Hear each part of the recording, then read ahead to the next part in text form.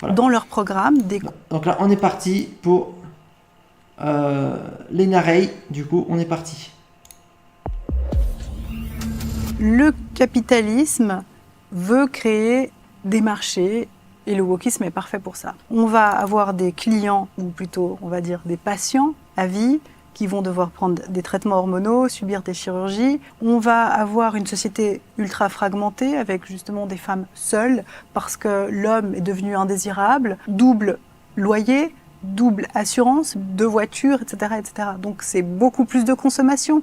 Alors, on a tout intérêt à fragmenter la société de cette manière-là. Ce n'est pas que les médias qui ont joué un rôle, c'est aussi les grandes fondations comme la fondation Ford ou celle de George Soros. Des fondations qui mettent un paquet d'argent pour financer des petites causes. C'est ce qu'on appelle le philanthrocapitalisme. On a des non-élus, ils ont en général leur fondation aux États-Unis, ils vont donner de l'argent en France, ils vont donner de l'argent en Suisse, en Belgique, partout. Ils ont une énorme influence. Alors là, on ne parle plus du tout de politique, on est au-dessus, et pourtant, justement, ça va descendre dans toutes les couches de la société et influencer concrètement les décisions qui sont prises.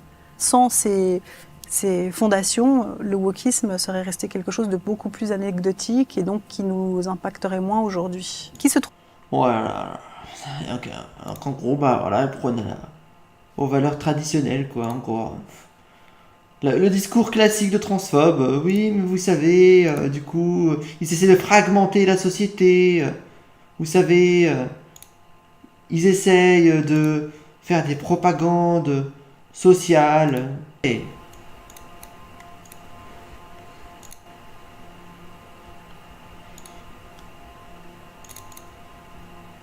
ok, Vous allez donc sur le bouton plus. c'est Alors, on a toute une fondation aux États-Unis. Et concrètement, les décisions qui sont prises. Sans ces fondations, le wokisme serait resté quelque chose de beaucoup plus anecdotique et donc qui nous impacterait moins aujourd'hui. Qui se trouve voilà. Ok. Donc, en gros, bah voilà, prône aux valeurs traditionnelles, quoi, en gros. Le discours classique de transphobe, oui, mais vous savez, du coup, ils essaient de fragmenter la société, vous savez, ils... Ok, bah ça marche mon stream en tout cas. Ok, ça marche. Tout est correct. Voilà. Donc ça on va fermer. Ça on va fermer. Pour l'instant ça laisse de côté. Ça on ferme. Ça on ferme. Ça on ferme. On ferme. Voilà. Ok. On peut laisser ça de côté. Et du coup on reprend. On est parti. à la tête de ces fondations? Ah bah, tiens, de nouveau des méchants hommes blancs hétéros cisgenres. On ne les critique pas. On ne mord pas la main qui nous nourrit. Donc, œillère, on occulte ça. Et si c'était le tour le plus habile du patriarcat, partant de ce postulat, on pourrait aussi voir que dans l'émancipation de la femme jusqu'au point où on a une marchandisation du corps de la femme, qui a y gagné réellement? Des hommes. Un, parce qu'ils vont exploiter ces corps. Si on prend par exemple le fondateur d'OnlyFans, il génère des revenus colossaux. Il utilise donc le corps des femmes pour s'enrichir. Et puis si on prend le marché de la prostitution, le client, c'est l'homme. Donc c'est lui qui a tout à y gagner, que les femmes fassent leur empowerment en prenant... Ah mais déjà, on n'a jamais dit le contraire, déjà pour commencer. Personne n'a dit que c'était faux. Personne n'a dit que les femmes trans n'ont jamais dit, les femmes trans n'ont jamais dit que on n'était pas d'accord sur ce sujet-là. On n'a jamais dit le contraire. C'est vrai qu'il y a des hommes qui s'enrichissent sur le corps des femmes. C'est vrai, c'est pas faux. Des hommes riches comme Donald Trump qui vont prôner à la pédophilie, qui vont prôner à... C'est pas faux, c'est vrai. Et on n'a jamais dit le contraire. Je sais pas qu'est-ce qu'ils reprochent exactement.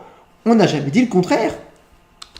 Justement le pouvoir sur leur corps et en ayant le droit d'utiliser leur corps comme une marchandise. Mais moi, je vois absolument pas ça comme un progrès pour les femmes.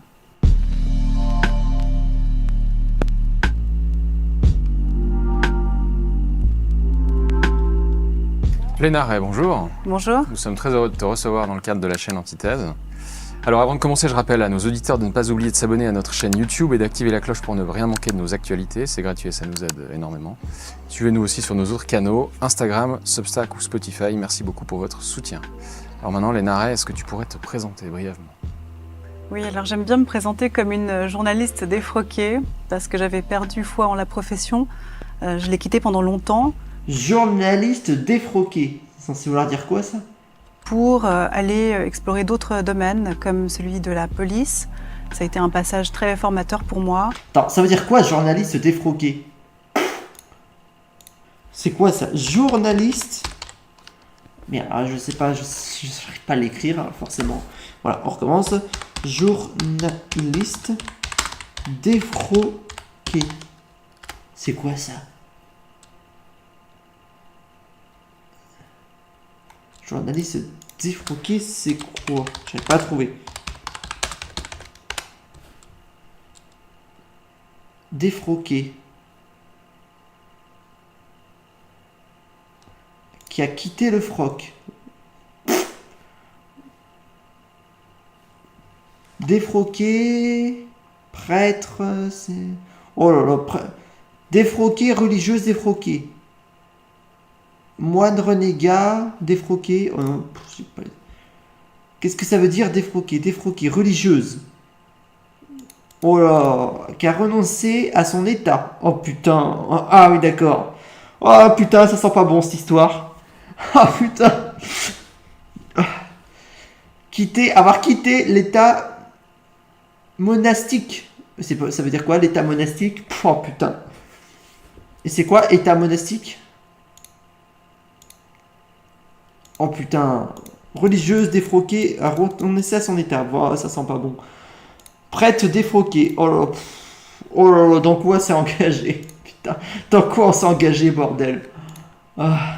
Puis ensuite, je suis restée un peu dans ce monde de la sécurité où j'ai suivi une formation, un master en sécurité globale et résolution des conflits. Et j'ai exploré les études genre aussi. Et finalement, un peu avec tout ce bagage...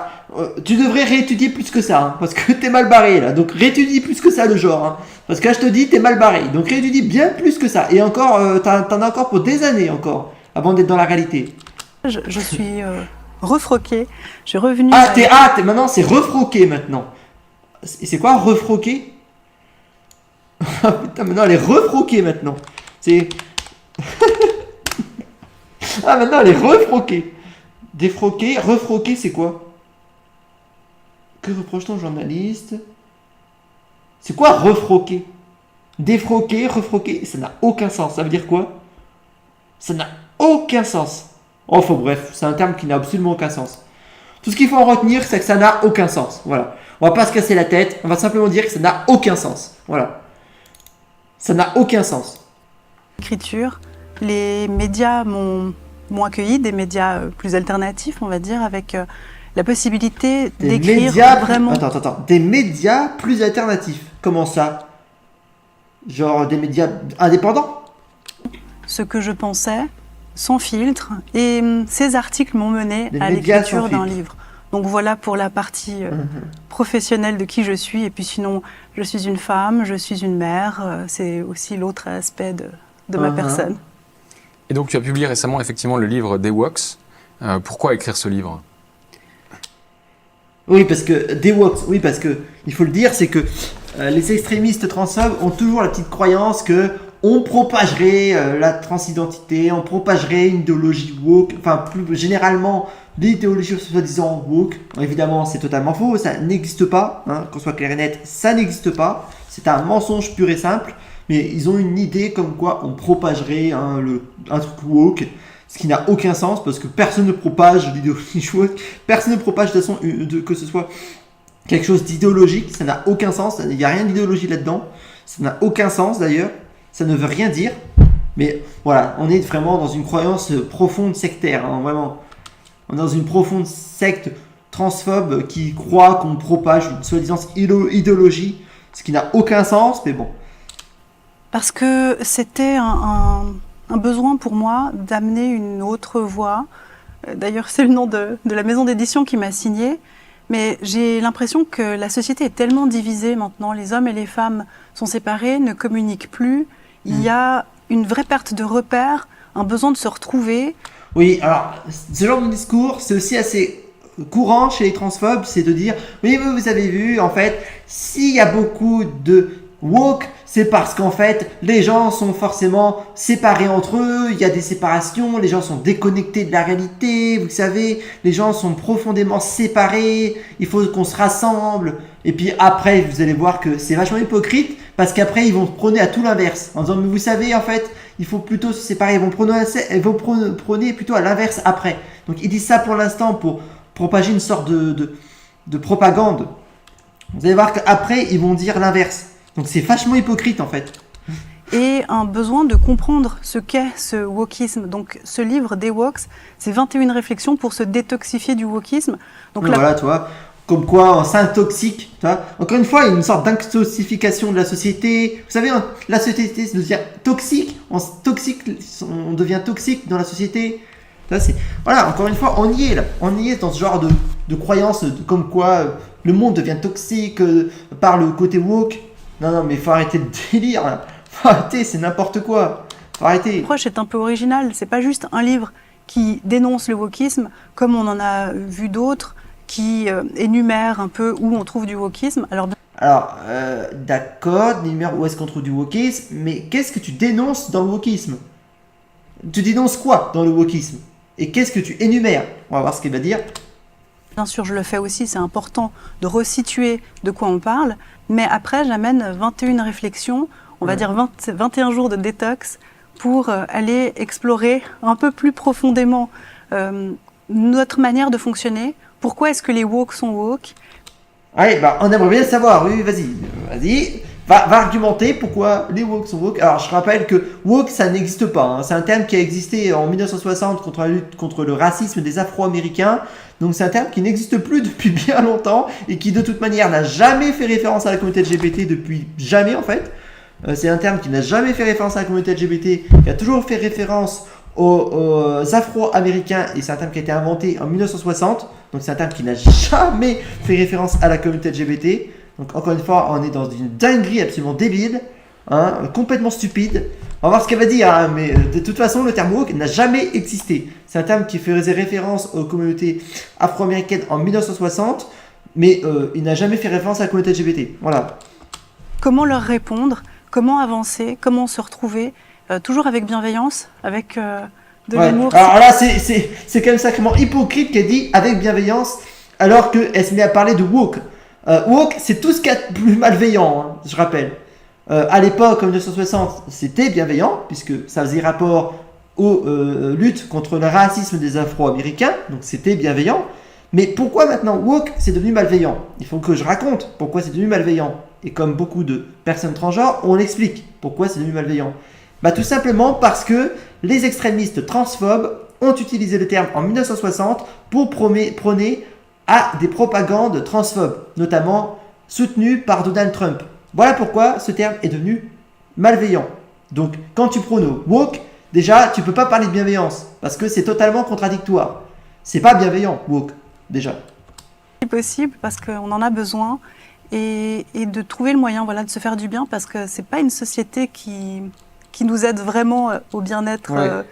C'est pas toi qui va aider la société, ça c'est sûr. Tu peux parler de la société parce que c'est pas toi qui va l'aider. C'est pas toi qui va contribuer à la société. Tout le contraire, justement. Tu vas plutôt la détruire même. Psychologique et émotionnel. Le terme d'ailleurs lui-même, wokisme, est polémique, c'est-à-dire que, en tout cas ceux qui sont dans certains mouvements qu'on pourrait qualifier de woke aujourd'hui, considère que c'est un terme utilisé par l'extrême droite ou les opposants. Oui, journaliste, oui, effectivement, c'est un terme qui a été inventé par l'extrême droite, ou en tout cas, le côté ISME, donc la conjugaison française au terme, puisque woke c'est un terme américain, mais ISME qui a été rajouté à woke, ça par contre c'est une conjugaison française qui a été inventée par l'extrême droite française, oui. Donc oui, c'est inventé par l'extrême droite. Oui, effectivement, c'est un fait. C'est un fait. C'est woke, déjà, ça c'était un terme qui a été inventé en 1960 par les Afro-Américains pour lutter contre le racisme, mais ISME, ça a été inventé par les extrémistes transphobes dès 2016. Donc oui, c'est inventé par les extrémistes. Ou leurs opposants. Que penses-tu de cela? Je pense qu'il ne faut pas oublier que le terme a été utilisé par les militants eux-mêmes. Oui, mais en 1960, et pas par les personnes transgenres ni les personnes LGBT, mais par les Afro-Américains. Donc, de un, c'est pas par les mêmes personnes que ça a été utilisé, et de deux, c'est pas wokisme qui a été utilisé par les personnes concernées, mais woke, ce qui n'a rien à voir, et qui en plus n'a rien à voir avec la communauté LGBT, ça a à voir avec le racisme des Afro-Américains, encore une fois, je le répète. Au début. Alors, se dire woke, c'était de dénoncer les injustices raciales. Voilà, merci de le préciser. Voilà. Et puis, il a évolué, il a muté un peu comme un virus, finalement, parce qu'on arrive maintenant à quelque chose qui est non identifiable. Voilà. Voilà, encore une fois, on y est. Quelque chose qui est un virus et qui est non identifiable. C'est un mensonge extrémiste. De croire que, oh, vous savez, c'est propagé dans la société comme un virus. C'est un virus, une secte. Hein, vous savez. Sérieusement, quoi. Sérieusement, si c'est pour dire ça, qu'est-ce que tu fous là? Qu'est-ce que tu fous là, sérieux? Si c'est pour dire ça, mais casse-toi. Vraiment, barre-toi en fait, si c'est pour dire ça. Qu'est-ce que tu fais là? Qu'est-ce que tu fous là? Sérieusement. Dans la cause elle-même. C'est-à-dire qu'il y a tellement de petites causes qui sont venues faire une coalition que cette hydre, parce que j'aime le décrire comme ça, ne reconnaît même plus certaines de ses têtes. Ah bon? On ne reconnaît plus certaines de ses têtes. De dire quoi? Que certains êtres humains ne sont plus identifiables? Que ce sont des... Elle est en train de carrément dire que ce sont des monstres, je sais pas. Plus identifiables. Certaines de ces têtes sont plus identifiables. Ouais, elle est en train de dire ça carrément, qu'on est des sortes de monstres. Je vois pas comment on peut le décrire autrement. Elle nous déshumanise en fait. Littéralement. Elle nous déshumanise en fait. Je vois pas... On a vraiment des problèmes à l'intérieur du wokisme. Si on prend rien que les lettres LGBT, maintenant, on peut voir aussi des tensions entre le G et le T. Oui, mais, mais ça, c'est logique, ça. Pour plein de raisons. Déjà, parce que T et G, y a beaucoup de conflits dans le fait qu'il y a beaucoup de personnes qui pensent que les personnes transgenres sont homosexuelles. Donc, forcément, que le G, c'est gay, ça veut dire homosexuel. Donc, il y a beaucoup de gens qui pensent que les personnes transgenres sont homosexuelles, alors que c'est faux, c'est un mensonge. Les personnes transgenres sont de base hétéros, ce qui amène du coup forcément à des conflits. Et de deux, il y a des personnes homosexuelles qui sont transphobes. Ça existe aussi. Dans les homosexuels, il y a des transphobes. Donc, il y a des conflits aussi. Donc, entre G et T, c'est pour une raison évidente que dans les communautés gays, il y a des transphobes et parce qu'il y a beaucoup de personnes qui pensent que les personnes transgenres sont homosexuelles, ce qui est un mensonge total. C'est totalement faux. Parce que s'il y a deux catégories bien spécifiques, c'est pour une raison évidente que les personnes transgenres sont à la base hétéros. Voilà, que ça n'a rien à voir avec l'homosexualité. Voilà pourquoi il y a deux catégories spéciales, qui sont différentes. Et parce qu'il y a tout le côté transition de genre, médical, qui n'est pas pris en compte chez les personnes gays. Bah oui. Donc, le wokisme, oui, c'est vrai, on a fait une coalition de causes, mais ce n'est pas les opposants qui l'ont créé, c'est les militants eux-mêmes. Ils se sont dit, allez, on va mettre les femmes ensemble, avec les trans ensemble, et puis les causes, la lutte pour l'égalité raciale aussi. Et puis... Non. non, c'est pas ce qui se passe, non. T'es encore une fois en train de mentir. Non, c'est pas ce qui se passe, non. Non, c'est pas vrai. La communauté LGBT ne rassemble pas les communautés raciales, les communautés... Non, c'est faux. Oui, certes, il y a des Afro-Américaines transgenres, ça existe. Oui, ça par contre c'est vrai. Mais les Afro-Américains qui se battent pour leurs droits, c'est une communauté bien spécifique qui à part en fait. Donc non, ils se rassemblent pas ensemble. Ça arrive, hein, mais pas forcément. Pas toujours. Pas toujours. Croire qu'ils se rassemblent toujours, c'est faux. S'il y a des catégories bien spécifiques qui sont séparées, c'est pour une raison évidente qu'ils vont pas toujours se rassembler ensemble. C'est faux. Ils vont pas toujours se rassembler ensemble, pas toujours, non. Comme quoi ils se rassemblent toujours ensemble, bah non. Et c'est pour ça qu'il y a plusieurs catégories. Et toi-même, tu viens de le dire d'ailleurs. Tu viens de dire toi-même que le G et le T se font un conflit entre eux. Donc toi-même, tu viens de le dire. Donc tu es en train de mentir en plus, parce que toi-même, tu viens de le dire. Qu'il y a deux catégories G et T qui font conflit. Qui se font conflit. Donc tu mens en plus, que tu viens de le dire juste avant. Putain, mais c'est pas vrai. Et en plus, elle ment en plus. Puis ça donne comme ça cette espèce de masse qui semble indéfinissable, mais le terme wokisme reste quand même pertinent parce que malgré tout, on voit une cohérence dedans. C'est une cohérence de lutte progressiste qu'on peut classer comme lutte pour la justice sociale, les Oui. social justice warriors, comme on les appelle aussi. D'accord, oui. Et voilà, je dirais ça aux personnes qui renient le mot wokisme. Ce n'est pas les opposants qui l'ont créé, ce n'est pas l'extrême droite qui l'a créé. Si, c'est l'extrême droite qui l'a créé. Si, c'est l'extrême droite qui l'a créé, de base, par l'origine du mot woke, qui est américain et qui provient des communautés afro-américaines, qui est bienveillant à la base. Je rappelle que c'est un terme bienveillant à la base. Mais le ISME qui a été rajouté, c'est une conjugaison française. Le ISME, wokisme, qui à la base a été rajouté par-dessus le terme woke. C'est une conjugaison française qui a été rajoutée par les extrémistes transphobes français, et notamment l'extrême droite française. Donc si, c'est vrai, ça a été inventé par les extrémistes. Voilà, donc faut arrêter de mentir, c'est vrai. C'est les militants eux-mêmes. Et donc ce terme Donc non, c'est pas les militants qui ont inventé ce terme, c'est faux, ça n'est pas vrai. justement aujourd'hui recouvre quoi concrètement parce que tu parles d'une myriade de mouvements ou de tendances, mais concrètement, qu'est-ce que ça représente ? C'est la lutte des opprimés contre les oppresseurs. Ce qui serait une bonne chose au fond, non ? À la base, oui. Si on... La lutte des réprimés face aux oppresseurs. Alors que quand même, c'est ceux qui s'attaquent aux personnes trans qui utilisent ce terme. Donc c'est sacrément hypocrite de dire que ce terme fait référence à une lutte des opprimés face aux oppresseurs, alors que c'est ceux qui sont en train d'attaquer justement les minorités qui utilisent ce terme. Donc je sais pas, il y a peut-être une coïncidence là quand même, je sais pas, je quand même me pose des questions quand même, parce qu'à chaque fois c'est ceux qui s'en prennent aux personnes trans qui utilisent ce terme. Donc je sais pas, à un moment donné je me pose des questions, je me dis que peut-être que ce terme il est malveillant, je sais pas. Et que peut-être que ce terme n'est pas si pacifique que ça. On ne se contentait pas de dénoncer des problèmes avec un coupable de base qui est toujours l'homme blanc, hétéro, cisgenre, le patriarcat. C'est un peu toujours... Bah oui, parce que c'est la réalité en fait. C'est la réalité. Bah oui, c'est pour ça qu'on dénonce ça, parce que c'est la réalité. Toujours le même coupable désigné, qu'on parle d'inégalité de genre, qu'on parce que c'est la réalité. Elle nie la réalité là en fait. C'est la réalité. parle d'inégalité entre les races. D'ailleurs, pourquoi vouloir toujours parler de race ? C'est pour ça que... En fait, c'est toi qui parles de race. On n'a jamais parlé de race, nous. Justement, on a toujours dit que le mot race n'existe pas, parce que notre race, elle est toujours humaine. On est humain, en fait. Le mot race n'existe pas. On est tous humains, en fait. À moins qu'il y ait des extraterrestres, mais ça n'existe pas, en fait. Donc on est tous humains, hein, en fait. On est tous humains. Le mot race n'existe pas. On est tous humains. C'est toi qui l'inventes. C'est toi qui en parles, en fait. On n'en a jamais parlé. C'est toi qui en parles, en fait. Oh putain. C'est toi qui en parles. Nous, on n'en a jamais parlé. Tu l'inventes, là. des fois j'ai l'impression qu'il n'y a pas plus raciste qu'un antiraciste parce qu'il classe... Il y a rien... Attends. Rien de plus raciste qu'un antiraciste. Attends, quoi ? Quoi ? Il n'y a rien de plus raciste qu'un antiraciste. Oh putain.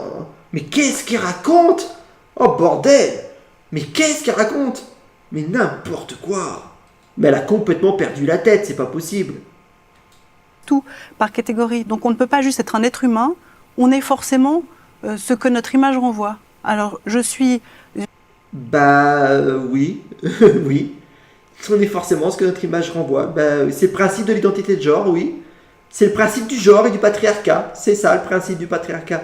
Mais vu que tu nies le patriarcat, oui, forcément, tu vas pas dire ça, parce que tu nies le patriarcat et l'existence même du patriarcat social. Donc, ça m'étonne pas que tu dises qu'on reflète pas forcément ce qu'on a comme apparence. Oui, forcément, puisque tu nies le patriarcat, donc ça m'étonne pas. Une femme de couleur et je dois me limiter à ça. Est-ce que c'est ça qui définit la personne que je suis ? Là, par contre, on n'a jamais dit ça. Non, on n'a jamais dit ça. C'est faux. On n'a jamais dit ça. On sait très bien que tu as une personnalité. On n'a jamais dit qu'il fallait qu'on nie ta personnalité. C'est faux. On n'a jamais nié ta personnalité et ce que tu ressens, tes sentiments. On l'a jamais nié. Donc t'inventes encore. Personne n'a jamais nié ça. Personne n'a jamais nié la personnalité et les sentiments humains. Personne ne l'a jamais dit en fait. Donc t'inventes encore, c'est faux. Je crois pas. Donc je pense que c'est très réducteur au final. Bah oui, c'est très réducteur, mais c'est le fait justement que tu crois qu'on le nie que c'est réducteur. Parce que tu crois qu'on nie ce genre de choses, mais on le nie pas en fait. On l'a jamais nié. C'est toi qui crois qu'on le nie, mais on n'a jamais nié ça. T'inventes des trucs, on n'a jamais nié ça en fait. Mais que oui, de base, vouloir lutter contre l'oppression si elle était réelle, si on peut vraiment dire qu'en Occident, il y a des gens qui sont totalement oppressés, ça serait bien. Mais par exemple, les luttes pour reconnaître le droit des personnes noires, Martin Luther King par exemple, là il y avait quand même quelque chose de positif dans la reconnaissance de droits moindres pour ces populations, quoi. Alors, lui, il dit que c'est positif. Maintenant, qu'est-ce qu'elle va dire? Parce que je sens qu'elle va dire une dinguerie. Je le sens pas. Elle va dire une grosse merde. Je le sens pas. Donc oui, le journaliste, il est bien. Il dit que c'est positif. Nickel. Mais elle va dire une merde. Je le sens pas. On va voir ce qu'elle va dire. Attention. Ah, totalement. Alors là, je ne le renie pas. C'est vrai, Ah, attention. Elle ne renie pas. Elle ne renie pas. vrai qu'à la base, le wokisme, c'était bien. Ah, à la base. Ah oui. À la base, c'était bien. Ah oui. Parce que ça parlait des Afro-Américains. Attends, ça concerne juste les Afro-Américains, bon, ça va. Mais si ça parle des autres minorités, ah bah là par contre, non, ça plaît pas. Ah non, il faut que ça parle que d'une certaine minorité et pas des autres. Là, tu vois, ça parle que d'une minorité afro-américaine et les autres, non, faut mieux pas en parler, quoi. Ils ont pas le droit d'exister, hein. Putain. Qu'on en a fait aujourd'hui. Et la manière dont on l'a importé en Europe, non. Importé en Europe. Ah bon? Depuis quand ça a été importé en Europe? Ah bon? Ça a toujours existé en Europe, hein. Il n'y a pas eu d'importation en Europe, hein. Depuis quand c'était importé en Europe? Importé en Europe? Mais ça n'a jamais été importé en Europe, hein. Ça a toujours existé en Europe, hein. Il n'y a jamais eu d'importation en Europe, hein. Ça a toujours existé en fait, hein. Je sais pas c'est quoi que ces petites croyances comme quoi ça serait exporté et importé... exporté à l'étranger ou importé en Europe, le coût d'importation-exportation, je sais pas du tout d'où ça sort, mais ça n'existe pas, hein. Je sais pas qui a inventé ça, mais ça n'existe pas. Et quand on parle justement de développement de ce mouvement, Ça fait 3000 ans que ça existe, hein. Ça a toujours existé depuis 3000 ans, dans tous les pays, dans le monde entier. est-ce que c'est pas juste une espèce de construction médiatique qui représente finalement assez peu de monde, puisque Bah oui, c'est ça. Alors, construction médiatique, non, parce que ça a toujours existé depuis 3000 ans, bien avant les médias, donc non. Mais par contre, les médias s'en servent à des fins politiques et à des fins de propagande, ça c'est sûr, de propagande politique, pour propager la malveillance et la haine, notamment la haine transphobe, la haine raciale. Donc oui, il y a une haine transphobe et une haine raciale qui est propagée par les médias, ça c'est sûr. Donc oui, les médias s'en servent pour propager de la haine et de la malveillance, ça c'est sûr. j'ai l'impression par exemple dans la campagne vaudoise, quand on va dans un village, je sais pas, Épalinges ou même au-delà, Luçon ou autre, finalement ça n'a pas beaucoup de prégnance, quoi. À mon avis, ça tend à changer, même dans la campagne vaudoise, comme tu dis. Attends quoi? Attends quoi? Ça tend à changer. C'est censé vouloir dire quoi ça? Ça tend à changer. Ça veut dire quoi ça? Ça n'a aucun sens. C'est censé vouloir dire quoi ça? Ça veut rien dire. Ça veut rien dire. C'est parce que c'est imposé par le haut. Alors c'est vrai qu'on a l'impression que c'est une minorité, et c'est le cas. Mais elle est ultra visible. C'est vrai que les médias donnent une caisse de résonance énorme à ces petites causes. Mais quand je dis que c'est imposé par le haut, c'est que, par exemple, tous les départements de l'instruction publique ont, dans leur programme, des cours qui viennent planter la petite graine du wokisme dans la tête des enfants. Donc peut-être que certains parents ne s'en sont pas encore rendus compte aujourd'hui. Ça fait quelques années qu'on est parti dans cette direction. Mais à un moment donné, ils vont aussi être touchés puisque ça va passer par leurs enfants. Ah bah ça y est les enfants. Vous savez, on utilise les enfants à but de propagande, on les influence. Il y a combien d'enfants trans? Il y a combien d'enfants LGBT qu'on en rappelle? Il y en a combien? À peine quelques milliers, à peine, allez, 2000, 3000 dans la population entière. Ils sont à peine, même pas 3%, même pas. Alors arrêtez votre excuse de « Ah vous savez, on fait de la propagation ». Il n'y en a même pas 3000 dans toute la population. Donc arrêtez de dire des mensonges. On n'est qu'une minorité d'à peine 3000 personnes. Donc faut arrêter de dire des conneries. Non, et puis surtout, il n'y a pas de propagation comme quoi ils le prétendent. Non, non, non. Il n'y a pas de propagation. Ah bon, on prône un wokisme ou à la communauté LGBT dans les écoles et chez les enfants. Ah bon, où ça? Au contraire, on va même réprimer justement les personnes trans. Au contraire, on va même les réprimer. Donc faut arrêter n'importe quoi. C'est clair que dans les villes, on a été plus rapidement contaminé par... Ah voilà, contaminé. Voilà. Le mot est posé. Contaminé. Ah bon? Parce que où est-ce que tu vois une contamination, toi? Comme je l'ai dit, on n'est que 3000. Et honnêtement, la contamination, elle n'existe pas. Hein. Il n'y en a pas, en fait. À part peut-être simplement juste que des gens qui n'étaient pas, en tout cas étaient trans, mais qui ne le savaient pas parce que malheureusement il n'y avait pas les informations nécessaires ou parce qu'ils étaient obligés de se cacher, ont fini par se révéler grâce au fait qu'ils avaient eu les informations nécessaires, qu'ils étaient informés, qu'ils étaient éduqués sur le sujet, ou parce que ces gens-là ont eu marre de se cacher et se sont révélés au monde. C'est tout, mais il n'y a pas de propagation, c'est juste des gens qui se révèlent au monde et qui arrêtent de se cacher, qui en ont marre de se cacher et qui se révèlent au monde. Mais c'est pas une propagation, faut arrêter. Virus-là. Mais c'est vraiment en train de se répandre. Et contrairement à ce que certains... Non, voilà, comme je viens de dire, ça se répand parce que les personnes se révèlent au monde et arrêtent de se cacher. C'est pas parce qu'il y a une propagation. C'est vraiment parce que les gens arrêtent de se cacher et ont les informations nécessaires pour se révéler au monde. Voilà. Certaines personnes pensent en disant « Oui, mais aux États-Unis, on est en train de voir une régression du wokisme. Ici, on voit plutôt une progression. » Alors pourquoi il parle de régression du wokisme? En réalité, c'est parce que dans beaucoup de pays comme l'Amérique, Donald Trump et les extrémistes prennent le dessus dans le pays, prennent du pouvoir, et extrémisme dit répression des minorités, répression des femmes, répression des Afro-Américains. La vérité, c'est que les extrémistes se réfèrent à un nazisme pur. Ils ne se cachent même pas que leur référence, c'est le nazisme. Ils ne se le cachent même pas. Donc, voilà ce qui se passe, c'est que les minorités sont réprimées et c'est la stratégie principale des nazis. La principale motivation des nazis, c'est de réprimer avant tout les minorités pour pouvoir s'en prendre plus facilement au peuple. Pour pouvoir s'en prendre plus facilement au peuple, ils s'en prennent aux minorités LGBT. Qu'est-ce qui s'est passé en 1933 quand la partie de Hitler avait pris le pouvoir en 1933? Ils s'en sont pris aux minorités homosexuelles et transgenres dans le pays pour pouvoir se propager dans le pays en 1933 et pour prendre le pouvoir dans la politique. Et qu'est-ce qui se passe en Amérique? La même chose, exactement la même chose qui se passe en Amérique. Ils s'en prennent aux minorités transgenres LGBT, notamment aux enfants trans, pour propager leur politique extrémiste et notamment ultra-conservatrice religieuse par la religion chrétienne. Voilà. Donc il faut arrêter de dire, vous savez, il y a une régression dans les autres pays. Mais c'est normal en fait, c'est parce que l'extrémisme prend le pouvoir dans les autres pays. Voilà pourquoi. Alors que là, ici, pourquoi ça progresse, la transidentité et les personnes LGBT? Parce qu'on a encore une démocratie stable et bienveillante et qu'on se bat pour la conserver, la préserver, la conserver, cette démocratie. Notamment avec le blocage qui va arriver le 10 septembre, où on cherche à bloquer le pays pour lutter contre Bayrou, par exemple. Puisqu'on va vouloir absolument lutter contre les décisions qui sont prises par Donald Trump, en se disant « le méchant fait ça, bon alors nous on va être encore plus progressistes ». Et tu parles d'exemples dans les... Bah oui, c'est le principe, oui.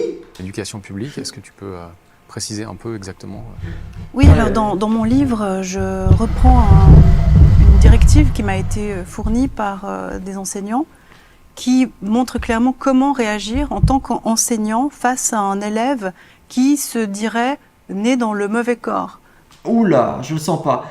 Qu'est-ce qu'elle va dire? Oui, t'inquiète pas, on va t'aider, t'inquiète pas, je suis sûr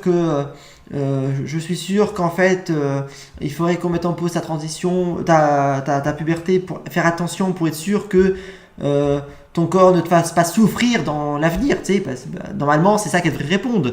Attention, si ton corps te fait souffrir dans l'avenir, la puberté risque d'engendrer encore plus de souffrance, ce qui est logique. La puberté va déclencher encore plus de souffrance et encore plus de mal-être. Donc il faut absolument vite bloquer ta puberté qui est, je rappelle, tout à fait réversible, hein, que si on stoppe le blocage de puberté, bah, ça va revenir normalement. Hein. Je rappelle que c'est tout à fait réversible, contrairement à beaucoup de transphobes qui prétendent à ce que c'est irréversible.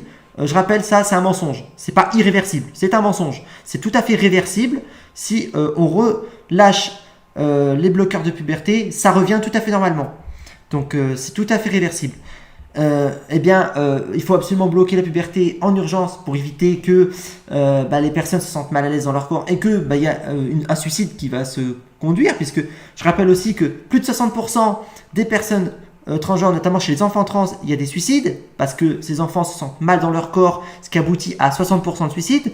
Donc ce qu'il faut, c'est bloquer en urgence la puberté, autrement ils vont se suicider. On parle de 60% de risque de suicide supérieur à la moyenne. Donc il faut en urgence bloquer la puberté. Qu'est-ce qu'elle va dire? Non, elle va dire qu'il faut les endoctriner, ou alors il faut carrément faire des thérapies de conversion. Hein, elle va prôner aux thérapies de conversion, au lavage de cerveau. Hein, ce qu'on appelle la thérapie de conversion, c'est principalement le lavage de cerveau. Voilà. Donc elle va parler de ça, je suis sûr, du lavage de cerveau. Soyons sérieux, c'est ça qu'elle va parler, lavage de cerveau.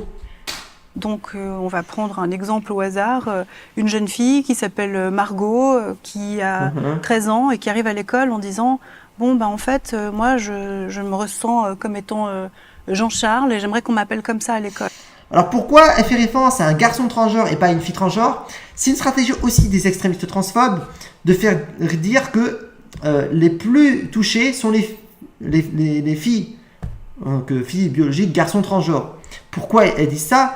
C'est pour nier la réalité que les filles transgenres existent et que c'est principalement les filles transgenres qui transitionnent et non l'inverse, non les garçons transgenres. Et c'est une stratégie des extrémistes transphobes de dire « Ah ben vous savez, il y a plus de garçons trans que de filles trans parce que pour éviter qu'il y a une croyance comme quoi les filles trans remplaceraient les femmes dans les espaces féminins. » Ça c'est une croyance aussi.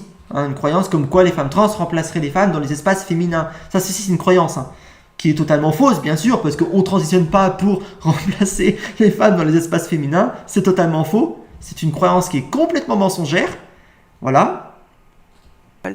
Eh bien, l'enseignant n'est même pas tenu d'en informer les parents. Bien sûr que dans l'idéal, c'est vers ça qu'il tente, mais si on sent qu'il n'y a pas de possibilité de dialogue avec les parents, qu'il n'y a pas de collaboration des parents, eh bien, l'enfant sera quand même appelé avec le prénom qu'il a choisi, genré de la façon dont il a choisi, même en tant que mineur. Et on va même jusqu'à dire aux enseignants que s'il n'y a pas de coopération des parents, on peut aller plus loin jusqu'à une dénonciation. Bah oui, c'est normal.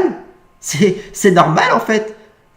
Si t'es, je sais pas moi, si t'es blanche et qu'on dit que t'es pas blanche et que t'es noire et que t'es bien blanche et que on dit respecte ma couleur de peau, et en fait c'est normal qu'on te dise oui il faut qu'on te respecte. C'est normal en fait. Oui, c'est normal. Tu trouves ça pas normal qu'on te respecte? Je vois pas ce qu'il y a de bizarre. Je vois pas ce qu'il y a d'étrange et de bizarre. C'est normal en fait. Oui.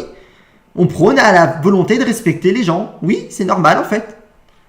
C'est un exemple. L'autre exemple passe par les cours d'éducation sexuelle, ouais. Où même si quand on pose la question à ces départements de dire oui, qu'est-ce qu'il y a exactement dans votre programme, on va essayer de nous rassurer sans nous donner clairement la précision, alors que ces cours sont obligatoires.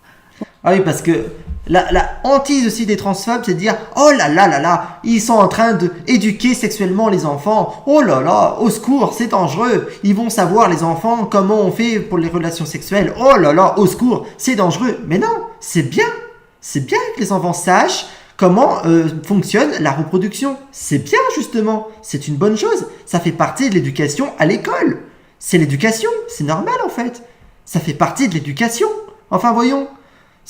Depuis toujours, l'éducation à l'école, depuis des années, l'éducation sexuelle a toujours existé à l'école.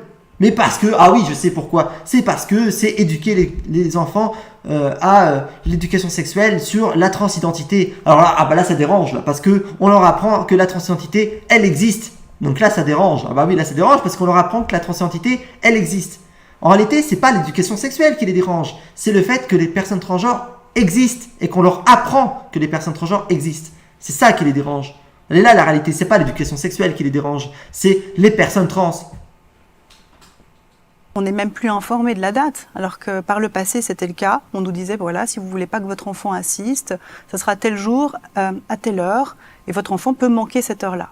Aujourd'hui, donc c'est obligatoire, et dans ces cours, quand on pose réellement la question aux enfants, qu'est-ce qu'on t'a raconté ?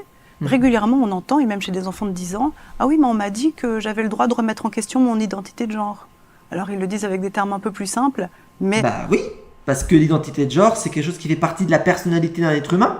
Chaque être humain a une personnalité, chaque être humain a une identité, chaque être humain pense avec un cerveau, chaque être humain a un cerveau, chaque être humain a une personnalité, chaque être humain a une identité.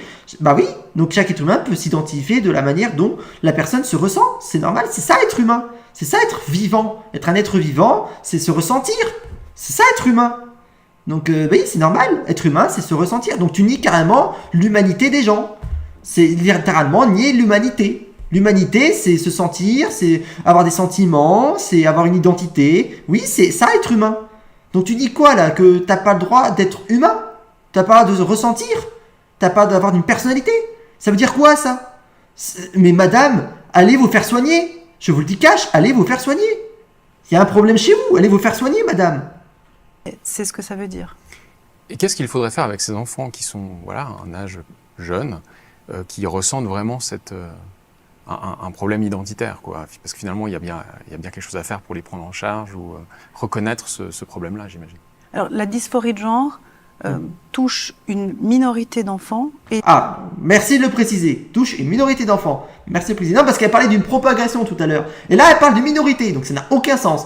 Tout à l'heure, elle parlait de propagation, et maintenant, elle dit que c'est une minorité. Donc, faut savoir. Attends, là, faut savoir. Donc, c'est quoi? Soit c'est une minorité, soit c'est une propagation et un virus. Il faut savoir. Là, je comprends plus rien. Là. Attends, tout à l'heure, tu parlais d'un virus et une propagation, et maintenant, tu dis que c'est une minorité. Là, je comprends plus rien. Là, je suis perdu. Là. Alors, c'est quoi alors? Je suis complètement perdu. Là, je comprends plus rien. Elle se contredit toute seule. Et ça, c'est aussi la stratégie des extrémistes. C'est tellement ça n'a aucun sens qu'elles se contredisent toutes seules. Et puis après, elles font genre, ah mais non, mais vous savez, j'ai pas dit ça. Tu sais, elles vont essayer de se rattraper. Là, non, tu l'as dit en fait. Ça n'a aucun sens. Ils se déclarent très tôt. Ça va être vers 3-4 ans qu'on va avoir les premiers signes. Et bien sûr que ces enfants méritent d'avoir un accompagnement.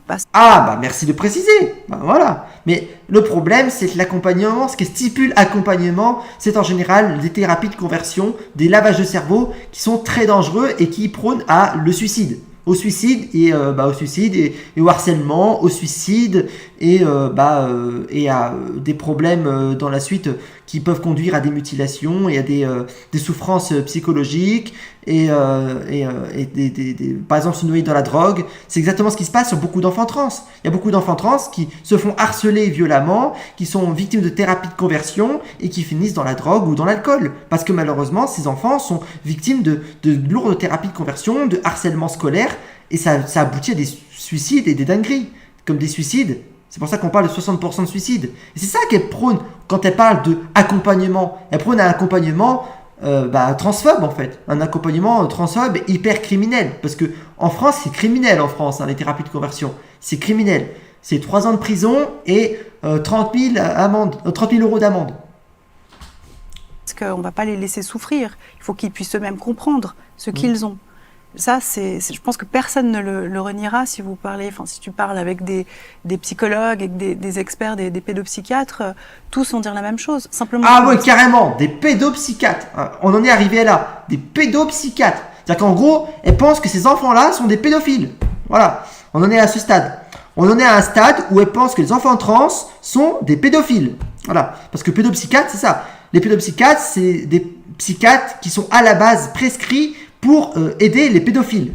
Voilà. Donc là, elle est en train de dire que les pédopsychiatres doivent être prescrits à des enfants trans. Voilà, on en est à là. Ouais, on en est à ce stade où elle prétend qu'il faut prescrire des pédopsychiatres à des enfants trans. Ah la vache! C'est bordel! Oh la vache! Waouh! C'est vachement violent. Hein. Non, à cause des réseaux sociaux, justement, et de ces caisses de résonance que le wokisme a, eh bien, on se retrouve... Je rappelle encore, wokisme, ça n'existe pas. C'est un mot qui a été inventé par les extrémistes. par les transphobes et notamment par l'extrême droite, je rappelle, qui est souvent utilisé par Marguerite Stern et Dora Muto, des extrémistes transphobes, qui font partie de la secte feméliste, qui est une secte lourdement armée, d'une secte feméliste. On se retrouve avec des enfants qui sont au courant de ça, alors qu'ils ne sont à la base pas concernés, et c'est pour ça qu'on va avoir... Ah bon, les enfants trans sont pas concernés? Ah bon? Tu vis dans quel monde là? Ah bon, les enfants trans sont pas concernés? C'est comme si tu disais que, je sais pas, que les Afro-Américains ne sont pas concernés par le racisme.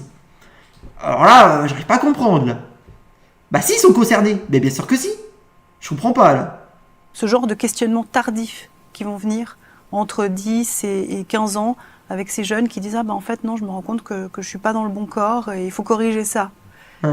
Et ça, c'est problématique parce qu'on a vraiment une augmentation chaque année, on voit les chiffres. Oui, ça c'est aussi une croyance transphobe de dire il y a une augmentation, comme je disais tout à l'heure, on en a parlé tout à l'heure. En réalité, c'est simplement que des gens, notamment les enfants trans, révèlent que c'est possible de transitionner, que les enfants trans ont de plus en plus les bonnes informations et que les enfants trans peuvent arrêter de se cacher. Surtout en France, que les enfants trans peuvent arrêter de se cacher. C'est très loin des chiffres normaux de la dysphorie de genre. Qui sont j'ai pas la statistique exacte, mais je sais que vraiment c'est ultra minoritaire. Il faudrait poser la question Alors, au moins, elle ment pas là-dessus. Au moins, elle est honnête. C'est ultra minoritaire. Au moins, elle est honnête. à des professionnels de la santé On parle d'environ 3000 personnes. mentale. Sur les enfants trans. Non, pas en France. En France, on n'est pas sur 3000 personnes. Non, un peu plus que ça quand même. Mais ouais, minoritaire quand même. Très minoritaire. Par rapport à la communication qui se fait dans les écoles, j'ai un exemple parmi mes connaissances il y a quelque temps. Ils ont décidé chez les professeurs de changer la fête des mères, la fête des pères en la fête des gens qu'on aime. Et puis il y a eu une réaction épidémique. Non, personne n'a dit on va changer la fête des pères par les gens qu'on aime. Je sais pas où est-ce qu'elle invente ça. Enfin, lui, le journaliste. Je sais pas où est-ce que le journaliste, il invente ça. Il dit n'importe quoi, le journaliste, là. Non. Personne n'a remplacé la fête des pères par la fête des gens qu'on aime. Personne n'a dit ça. C'est comme les femmes, les transphobes. Tous les transphobes qui disaient ah oui, mais vous savez, les personnes trans, on refuse qu'on dise le mot femme. Non, c'est faux, c'est pas vrai. Personne n'a dit qu'on veut pas évoquer le mot femme. C'est un mensonge total. Non, c'est pas vrai. Ça n'est pas vrai. Non. Il y a toujours la fête des pères, s'appelle toujours la fête des pères. Hein. Non. C'est pas vrai. Hein. Épidermique chez les parents, etc.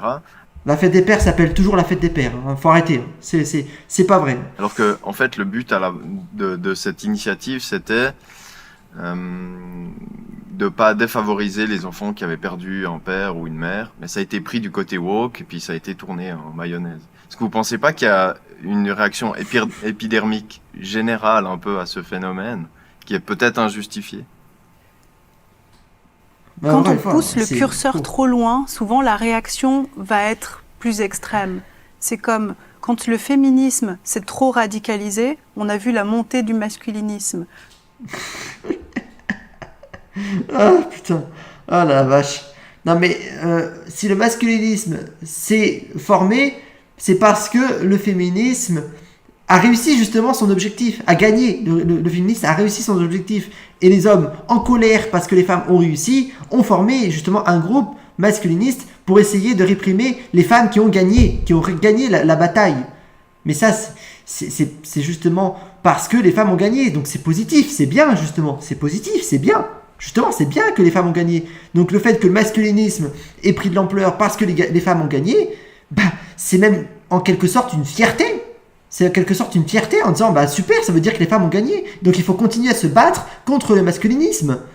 Il faut se battre contre les hommes malveillants et les masculinistes. Donc c'est bien justement que les femmes continuent à se battre. Donc ça veut dire quoi là? Que parce que le masculinisme est créé, il faut que les femmes arrêtent de se battre? C'est censé vouloir dire quoi ça? Que du coup, parce que le masculinisme a été inventé, qu'il faut que les femmes arrêtent de se battre, qu'il faut que le féminisme arrête d'exister? Ça veut dire quoi? Non. Le féminisme doit quand même continuer à exister, le féminisme doit quand même continuer à se battre, et encore plus puisque le masculiniste existe. Les masculinistes existent, donc il faut continuer à se battre encore plus, justement. Ça motive encore plus les femmes à se battre, justement.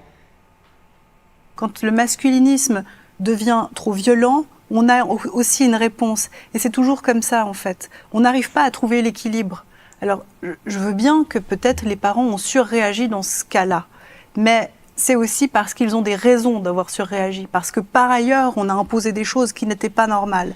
Donc peut-être que si chacun apprenait à être un peu plus mesuré dans son approche, on obtiendrait moins Non, si les parents ont réagi comme ça, c'est parce que de nombreux parents ne sont pas informés sur le sujet et parce que de nombreux parents sont transphobes. Pas parce que ils en ont marre qu'on propage soi-disant quelque chose qui est imposé. Ça n'existe pas, ça. Il n'y a personne qui impose quelque chose. C'est simplement parce que les parents ne sont pas informés sur le sujet, qu'ils ne se renseignent pas, et parce que les parents ne sont pas informés sur le sujet, ils ne se renseignent pas, et parce que la plupart des parents sont transphobes. Là, voilà la vérité.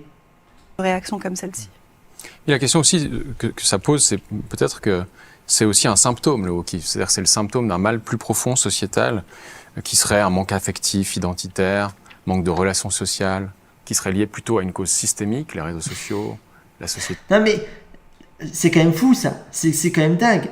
La transidentité, ça parle de quoi? Ça parle de société, ça parle d'identité, et là ils viennent dire quoi? Que le wokisme ça cache des problèmes de société, des problèmes de social.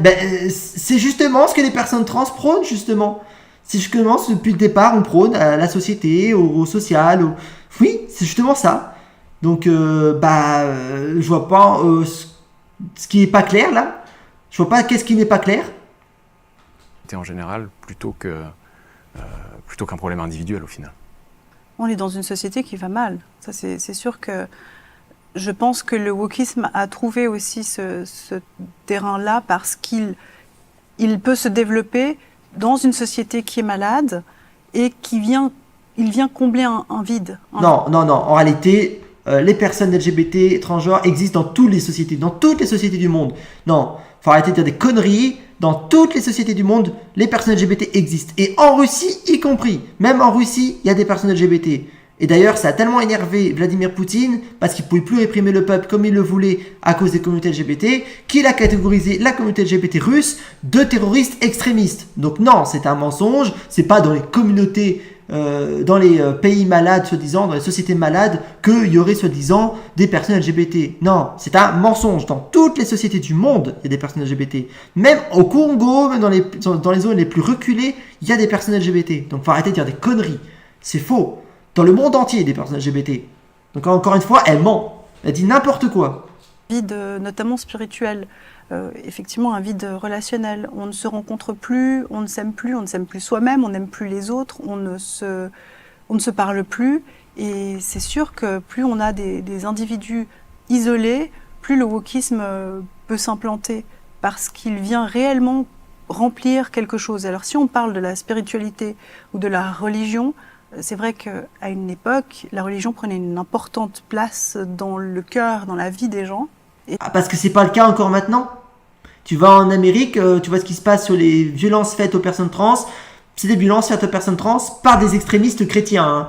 Donc c'est encore le cas en fait. En Amérique, c'est encore le cas. Les extrémistes transphobes, c'est principalement des conservateurs chrétiens et qui prônent les valeurs traditionnelles au nom de leurs croyances chrétiennes. Donc c'est encore le cas en fait.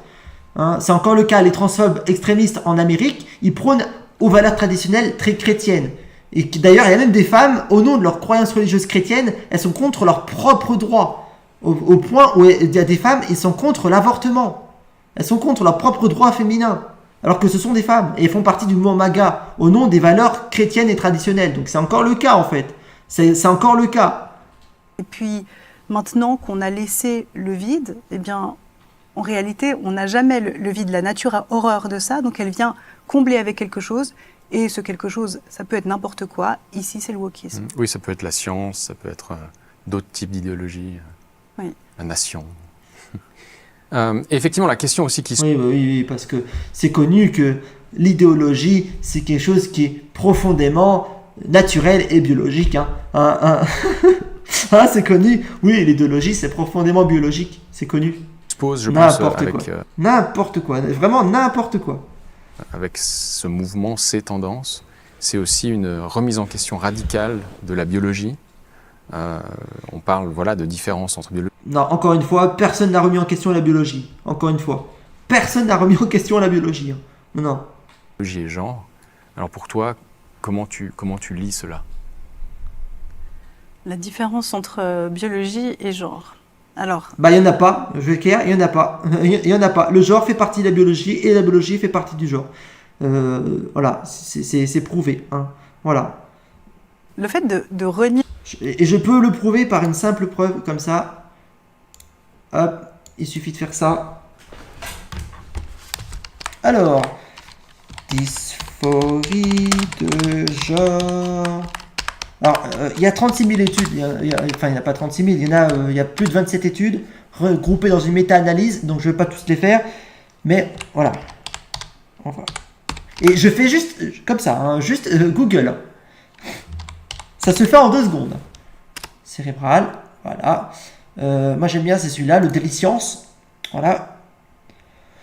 Voilà. Voilà, donc on a le schéma. Donc la strie terminale, ici. Voilà, donc là, chez les filles, transgenre, strie terminale. Chez les garçons, transgenre, strie terminale. Donc vous voyez bien que biologiquement, dans la strie terminale du cerveau, c'est ce qu'on appelle la dysphorie de genre. Voilà. Qui a été découvert en 1990, lors de les analyses en 1990 dans la strie terminale du cerveau. Voilà.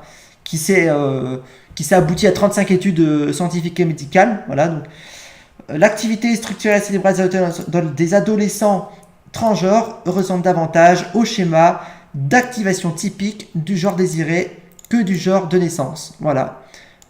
Et en d'autres mots, le cerveau des personnes trans ressemble plus au genre souhaité par un individu, et ce dès le plus jeune âge. Voilà.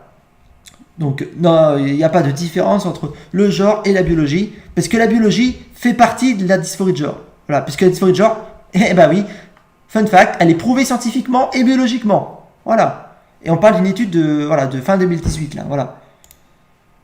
la biologie, je trouve ça assez grave parce que c'est nier le réel. Il y a une réalité biologique. Voilà. Voilà. Je viens de prouver que c'était pas vrai, qu'on nie pas le réel. Je viens de le prouver. Et encore là, c'est qu'une seule étude sur les 27 qui existent. Hein. Qu'on ne peut pas normalement nier, ça fait peu de temps qu'on le fait. À la base, il y avait un homme, une femme, avec des chromosomes X. Non, c'est faux. Ça fait 3000 ans que les personnes trans existent. Hein, dans la culture amérindienne. Et encore une fois, je pourrais sortir d'autres preuves sur Google. X ou XY, et c'est ça qui allait révéler... Non, encore une fois, c'est un mensonge. Il n'y a pas que XX et XY. Il y a les intersexes et il y a les variations chromosomiques, comme XXX, YXY, XYX. Il n'y a pas que XX et XY. C'est un mensonge. Il y a encore d'autres variantes chromosomiques qui sont complètement des variations intersexes, dont les personnes trans en font partie, puisque les personnes trans ont des variations intersexes. C'était prouvé scientifiquement que des personnes trans ont des variations intersexes. Donc non, encore une fois, tu mens. C'est un mensonge. Ce qu'on est au niveau de notre identité sexuelle, après avec des attributs physiques qui le confirment. Maintenant, on peut modifier son apparence physique, on peut prendre des hormones, subir une chirurgie, mais il faut savoir que même avec la prise d'hormones, on ne va pas changer ses chromosomes.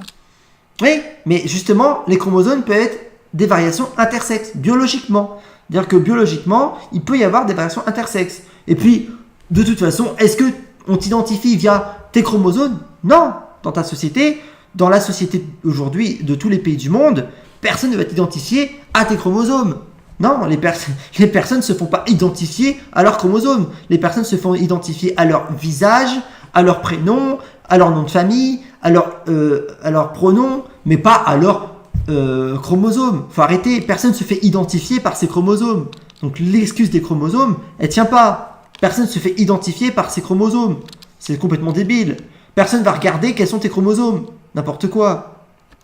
Ça ne peut pas changer. Ouais, tu dis même d'ailleurs que si une personne transgenre subit une transition complète, donc chirurgicale, hormonale, son patrimoine génétique reste celui de son sexe biologique. Ce que je ne savais pas, personnellement. Très bien. Alors, contente d'avoir appris quelque chose. Oui, non, ça ne changera jamais. Et c'est important de le dire parce que je pense que certaines personnes considèrent, oui, qu'une fois que la transition est complète, bon, ben voilà, je suis vraiment un homme, je suis vraiment une femme. Mais la médecine est obligée d'en tenir compte, de tenir compte de la biologie de base de la personne. Donc, quand un médecin reçoit une personne trans dans son cabinet, il va avoir besoin de lui poser la question.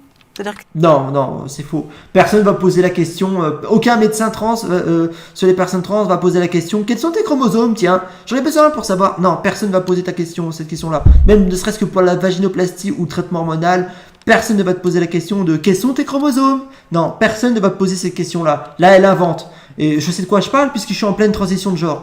Donc, personne ne fait cette question. Personne ne fait cette réflexion. Aucun médecin ne dit ça. C'est complètement inventé. Personne ne se pose cette question-là. s'il se rend compte qu'il a affaire à une personne transgenre, pour pouvoir lui donner le traitement approprié, il a besoin parfois de connaître ce facteur-là, mais on va lui dire « Ah, mais c'est transphobe de me poser la question, je suis complètement aligné maintenant. » Ah bon, parce qu'on a besoin de savoir quels sont tes chromosomes pour qu'on te donne le bon traitement. Ah bon moi, si on me donne des bloqueurs de puberté, des bloqueurs de testostérone, d'accord, on me donne des bloqueurs de testostérone, mais c'est pas basé sur mes chromosomes. Ça a été basé sur les hormones, pas sur les chromosomes. Ça a été basé sur les hormones, sur la testostérone, sur l'hormone masculine, mais pas sur le chromosome, n'importe quoi. C'est pas là-dessus que ça a été basé. Le traitement hormonal, il n'est pas basé sur les chromosomes. Faut arrêter de dire n'importe quoi. Il est basé sur les hormones et non sur les chromosomes. N'importe quoi. Elle dit des trucs, mais ça n'a aucun sens. Non, c'est Et encore une fois, aucune personne trans ne nie la biologie. Hein? Pas transphobe, c'est plutôt pour aider la personne. Et même là-dedans, et ça je l'ai appris en études genre, on ne tient pas encore suffisamment compte de ces différences biologiques dans la médecine. C'est-à-dire que les dosages, la posologie des médicaments n'est pas toujours adaptée. Et que la plupart du temps, les tests sont faits sur des hommes, mais une femme avec un poids plus léger aurait besoin qu'on adapte le traitement et ça n'est pas systématiquement fait. Donc poser la question à quelqu'un de son sexe biologique, ça reste important et il ne faut pas le nier et il n'y a rien de transphobe là-dedans.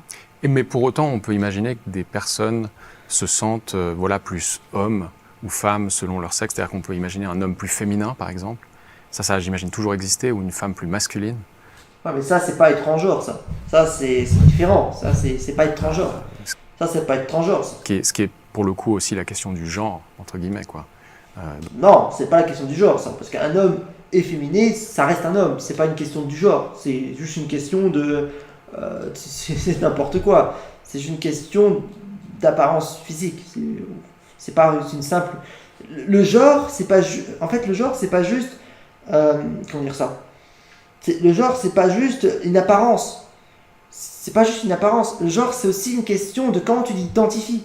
Si un homme efféminé s'identifie comme un homme, bah que l'homme soit toujours efféminé, il sera quand même un homme, parce qu'il s'identifie comme un homme. Qu'il soit efféminé ne change rien au fait qu'il soit un homme, parce qu'il s'identifie comme un homme. Si une femme trans s'identifie comme une femme, c'est pas parce qu'il est efféminé qu'elle est un homme. Non. Si elle est efféminée, c'est pas ça qui fait que c'est une femme. C'est le fait qu'elle s'identifie comme une femme.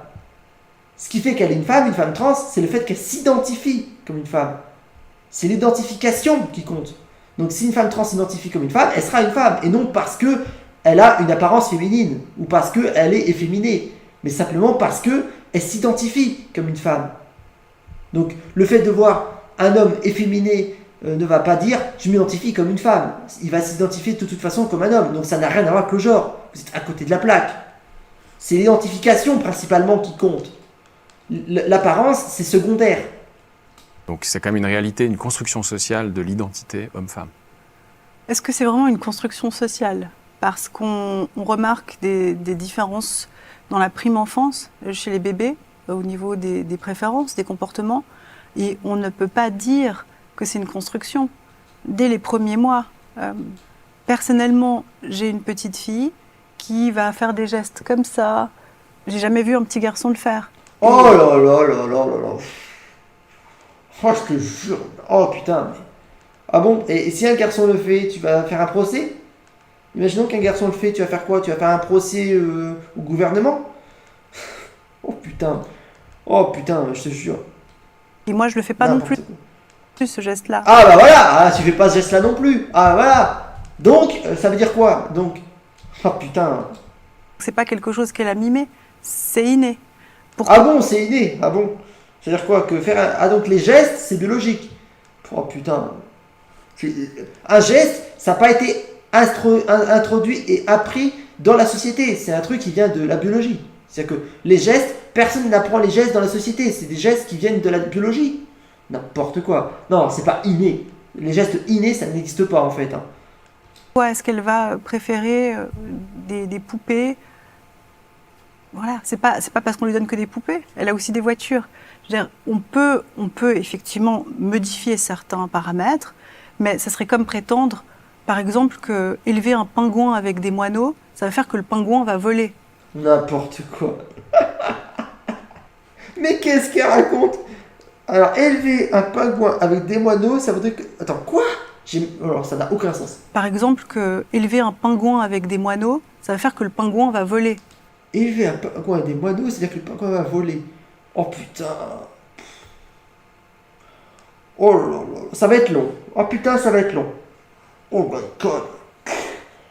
Oh putain. Ah, ça va être long. Oh putain. Non, ça ne va pas changer. Donc, je pense que... De quoi qui va pas changer du coup? Que le pingouin peut voler? Ça va pas changer? Oui, je confirme, le pingouin, il va voler. Ça... Oh, et passons à la suite, parce que ça... Wow. Oui, il y a une partie de construction, mais il y a aussi une partie d'inné. Et il y a des petites filles qui vont être des garçons manqués. Ça a toujours existé, oui, qui vont préférer avoir des pantalons larges, troués, parce qu'elles vont barouder à droite à gauche, grimper dans les arbres, et personne ne les en empêche. Et c'est pas pour autant qu'elles doivent absolument transitionner. Non, mais personne n'a dit le contraire, en fait. Personne n'a dit le contraire. Personne n'a dit qu'en fait, que les personnes trans étaient s'habiller féminin, et puis hop, c'est bon, on était une femme. Personne n'a dit ça. Personne n'a dit ça, en fait. On est d'accord avec toi, en fait, là. Personne n'a dit ça. C'est pas parce que tu portes un pantalon plus long que tu es forcément transgenre. Mais c'est vrai. Mais personne n'a dit ça, en fait. On n'a jamais dit le contraire. Et concrètement, pour les gens qui aujourd'hui, par exemple, seraient dans une situation où ils se poseraient des questions pour X raisons, que ce soit le contexte familial, social, etc., je dirais, il y a quelques années encore, il y avait un suivi qui leur était proposé, un suivi psychologique, etc. Et aujourd'hui, ce suivi-là a tendance à ne plus être mis en place. Oui, mais c'est normal. C'est parce que ce suivi psychologique, il fait référence aux thérapies de conversion. Et la loi des thérapies de conversion criminalise ce genre de pratique. Donc c'est pour ça que ces fameuses thérapies psychologiques ont été interdites. C'est pour ça qu'il n'y en a plus, en fait. C'est pour ça. Parce que c'est illégal, en fait. C'est de la thérapie de conversion et c'est de la transphobie aggravée. C'est du lavage de cerveau, en fait. Parce que ça serait contraindre la personne à revenir dans une case qu'elle ne veut pas être. Voilà, exactement, c'est ça. Parce que ça contraint une personne à revenir dans une case qu'elle ne veut pas être. C'est exactement ça. Voilà. Qu'est-ce que tu penses de ça? Oui, et je pense qu'il y a un paradoxe aussi là-dedans. Ah bah attends, s'il y a un paradoxe alors... Oh bah s'il y a un paradoxe alors, attention, il y a un paradoxe. Oh là. C'est vrai qu'à la base, on allait essayer de suivre la personne et maintenant, on a juste en fait cette espèce de sésame qui est donné par un psychologue. Les consultations sont obligatoires au début, mais après, une fois que... Alors non, c'est faux. Les consultations ne sont plus obligatoires depuis 2019, depuis que ça a été retiré des maladies mentales. C'est plus obligatoire. On peut même maintenant passer outre. Donc non, c'est faux, ce n'est plus obligatoire. Moi, je me suis battu d'ailleurs pour ne plus avoir affaire à des psychologues d'ailleurs. Donc non, c'est faux. La personne est reconnue comme souffrant de dysphorie, ayant besoin justement de partir dans une transition de genre. Là, non, le suivi peut s'arrêter parce que la personne dit se sentir mieux une fois qu'elle a commencé sa transition. Je pense que c'est dangereux parce que c'est renier les autres troubles concomitants qu'on observe la plupart du temps. Oui, en gros, ça la dérange parce qu'on fait une transition de genre et on se sent bien dans sa peau. Ça la dérange, du coup, elle va inventer des histoires comme quoi il y a d'autres troubles derrière qui sont plus profonds et qui amèneraient à cette transition. Mais en réalité, ce qui la dérange, c'est qu'on fait une transition. C'est ça qui la dérange en réalité. C'est qu'on transitionne. C'est ça qui la dérange en réalité. Ce qui la dérange, c'est qu'on transitionne. Voilà ce qui la dérange. Et donc du coup, elle dit, vous avez vu, on fait une transition, il faut qu'on vérifie quand même s'il n'y a pas d'autres troubles derrière, quoi. Qu'on vérifie qu'il n'y a pas d'autres troubles mentaux derrière. Mais il n'y a pas d'autres troubles mentaux. Il n'y en a pas en fait. Non, il n'y a pas d'autres troubles mentaux derrière. C'est toi qui les inventes, ces troubles. Tu les inventes. Et une personne qui va transitionner peut avoir déjà un un terrain, une fragilité de base qu'on va totalement occulter.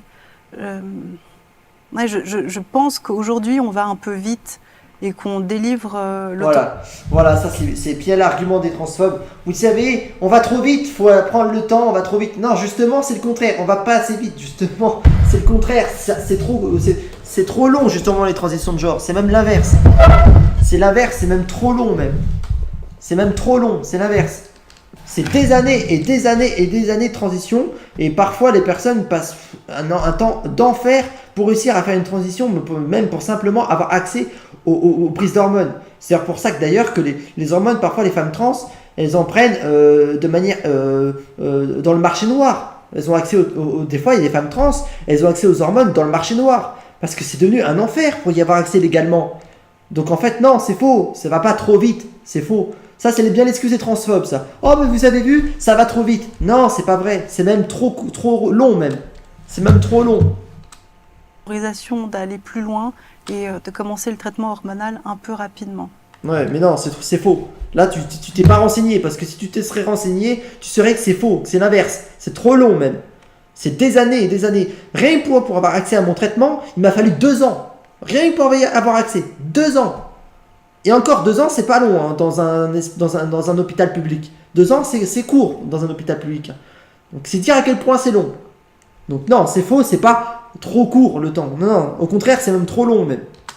Ouais, surtout que ces traitements-là ont des conséquences potentielles, notamment sur la fertilité, qui peuvent être importants. Et... Alors non, non. Alors déjà,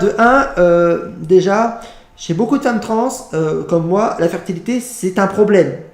Bah oui, parce que ça implique une masturbation forcée, ça implique une libido qui est un enfer, qui est une torture en fait. Ça implique une libido qui est une véritable torture, ça implique une production spermatozoïde qui est une véritable torture, ça implique des masturbations forcées.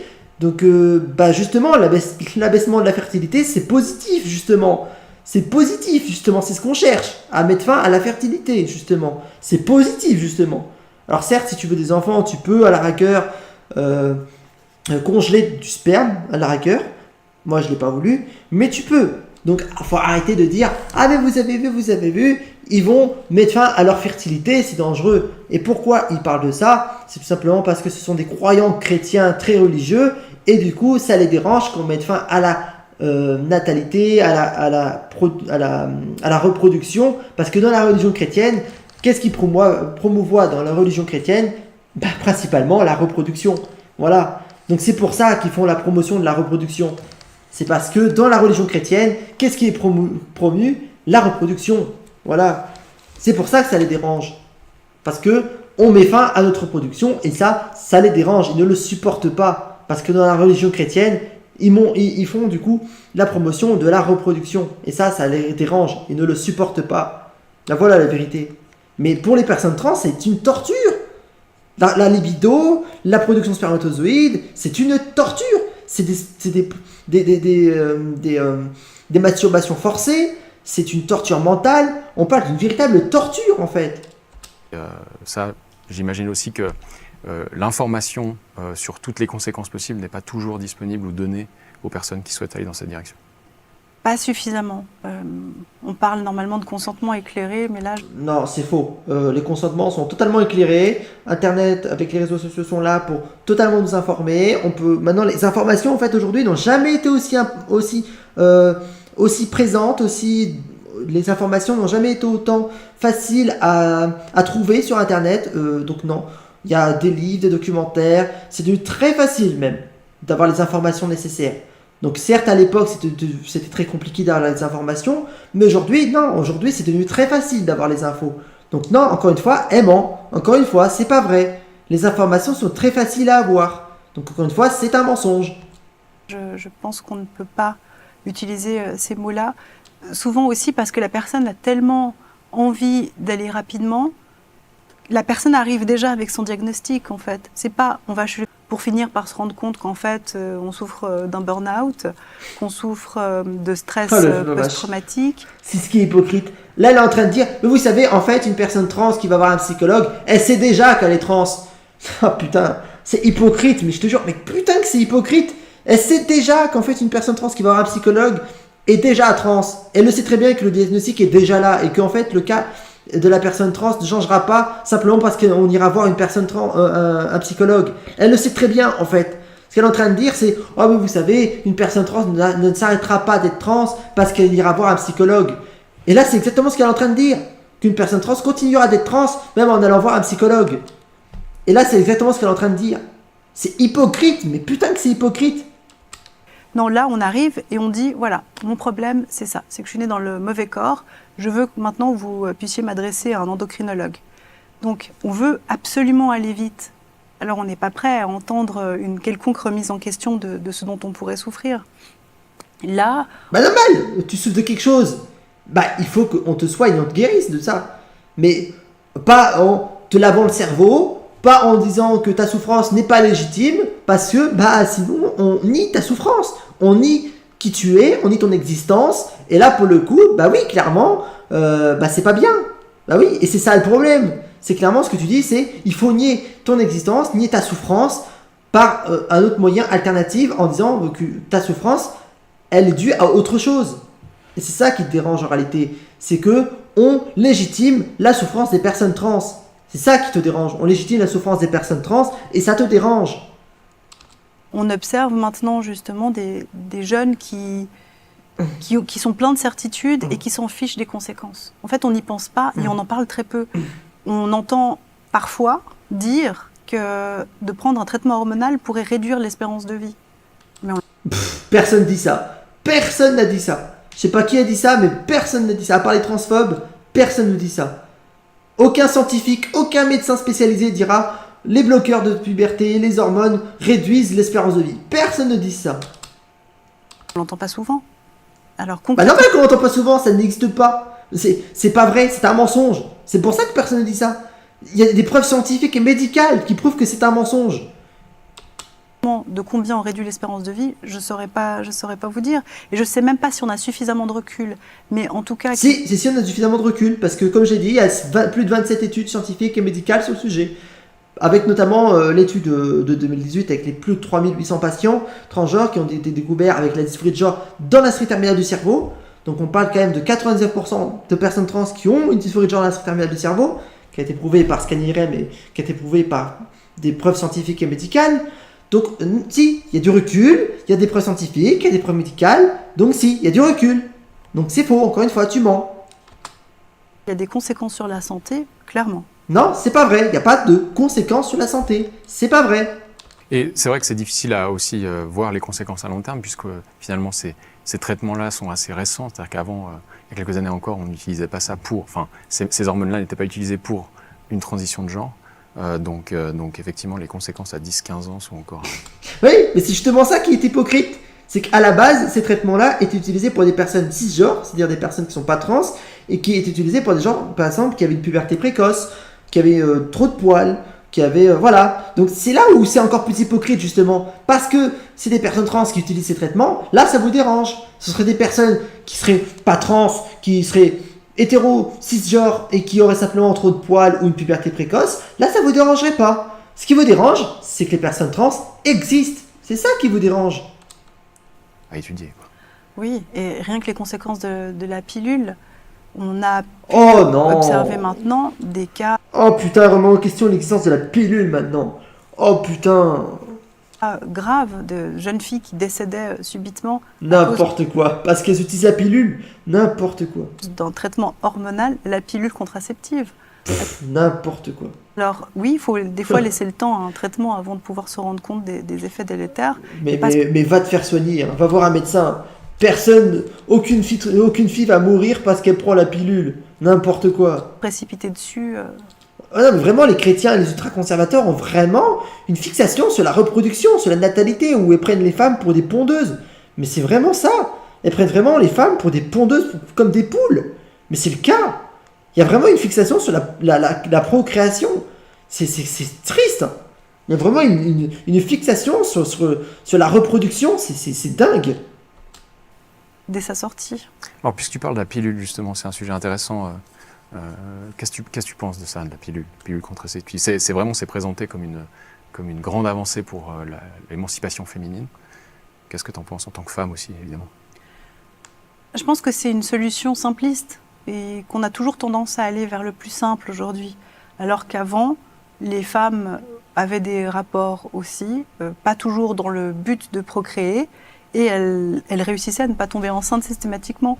Il y avait différentes méthodes et on connaissait mieux son corps. Et c'est ça aujourd'hui que je déplore, c'est qu'on ne se connaît plus du tout, et même son corps, on ne le connaît pas. Dans le fonctionnement du cycle de la femme, T'es en train de dire quoi? Que les femmes n'ont même pas connaissance de leur propre corps? Quoi? Mais quoi? Ça veut dire quoi? Qu'elles n'ont pas connaissance de leur propre corps et qu'elles quoi? Qu'elles doivent nier leur propre corps? Oh putain, mais c'est... Oh, c'est dur à écouter. Hein.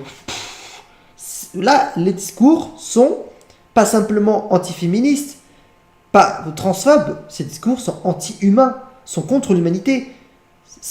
Elles déshumanisent les gens, elles déshumanisent le corps des femmes, elles déshumanisent les personnes trans, et elles déshumanisent... C'est du nazisme en fait ce qu'elle fait. Le discours, c'est du nazisme, pur et simple.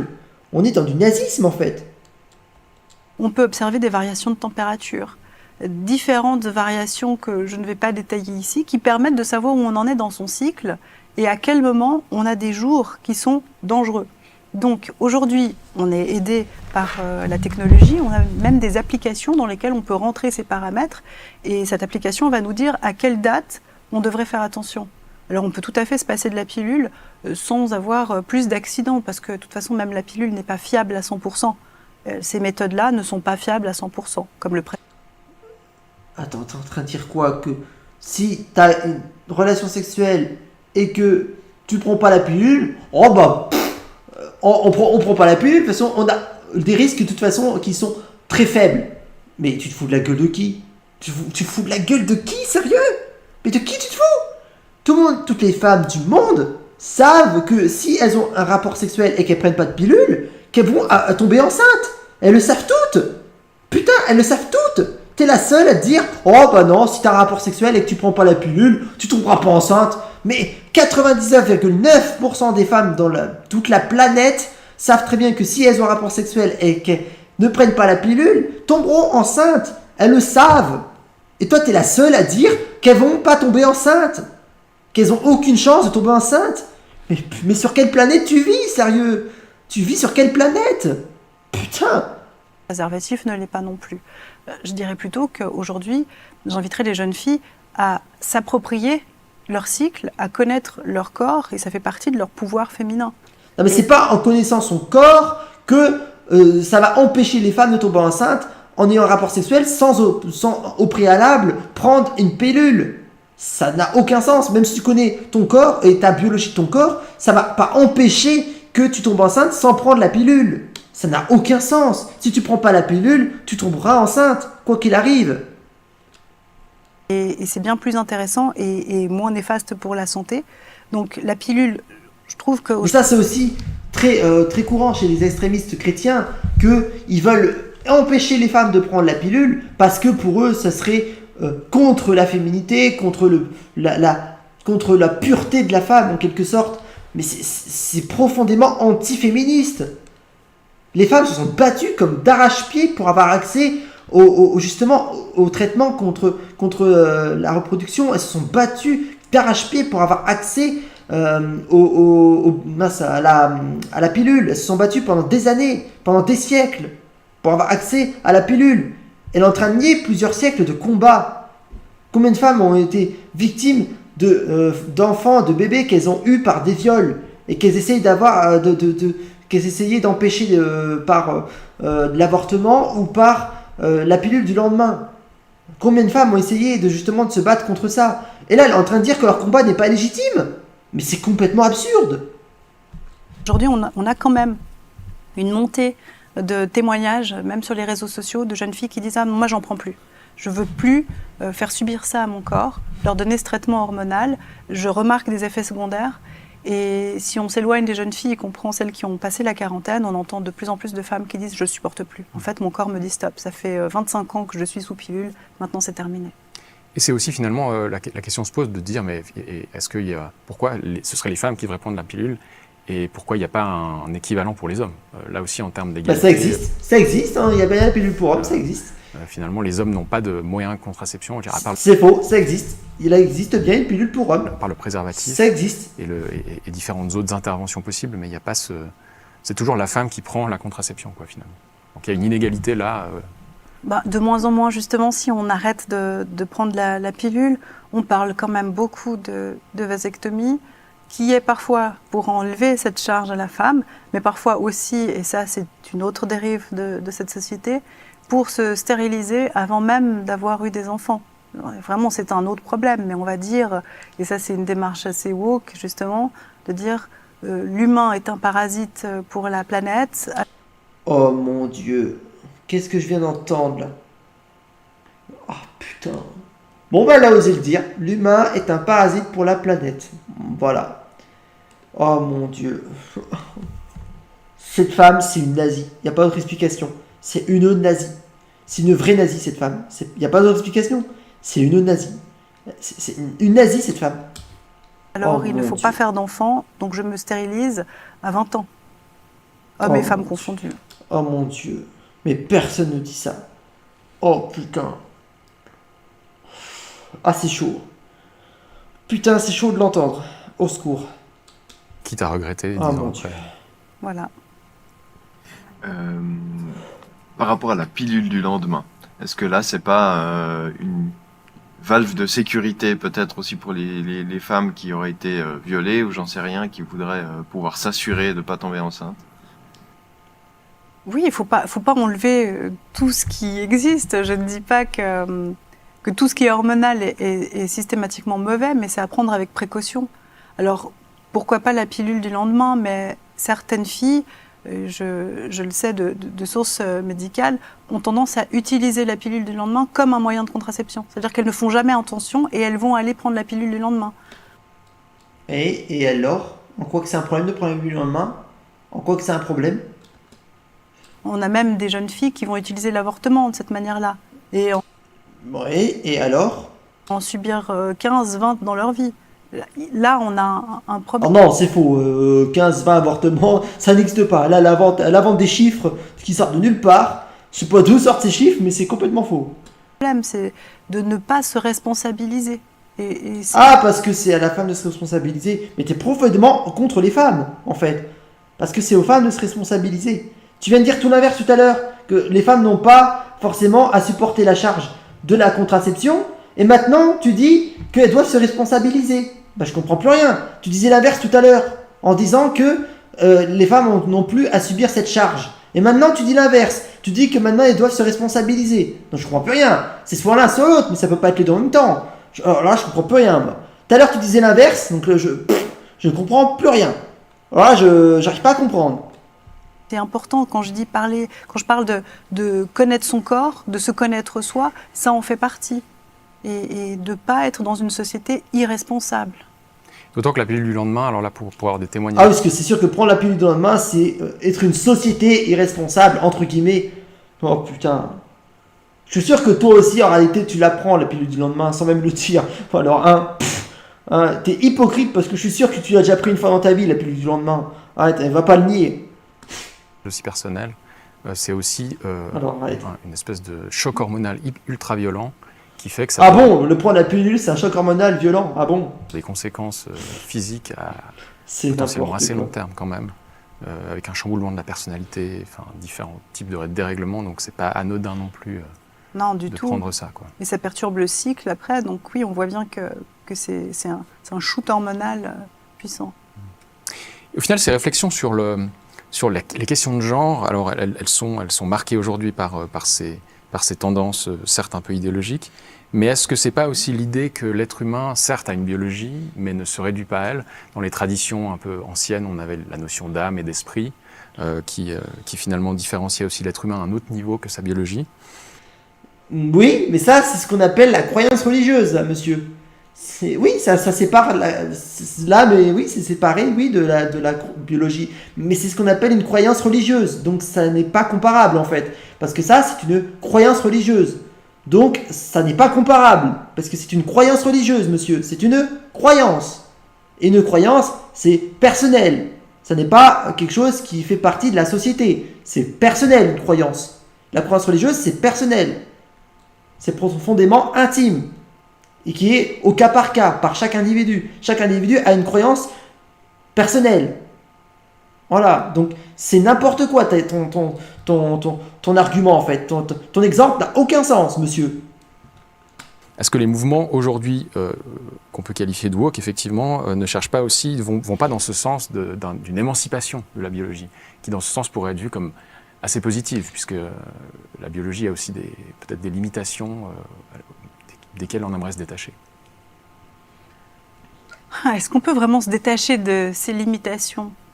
Est-ce que ça sert à quelque chose? Je prends l'exemple d'une personne en situation de handicap.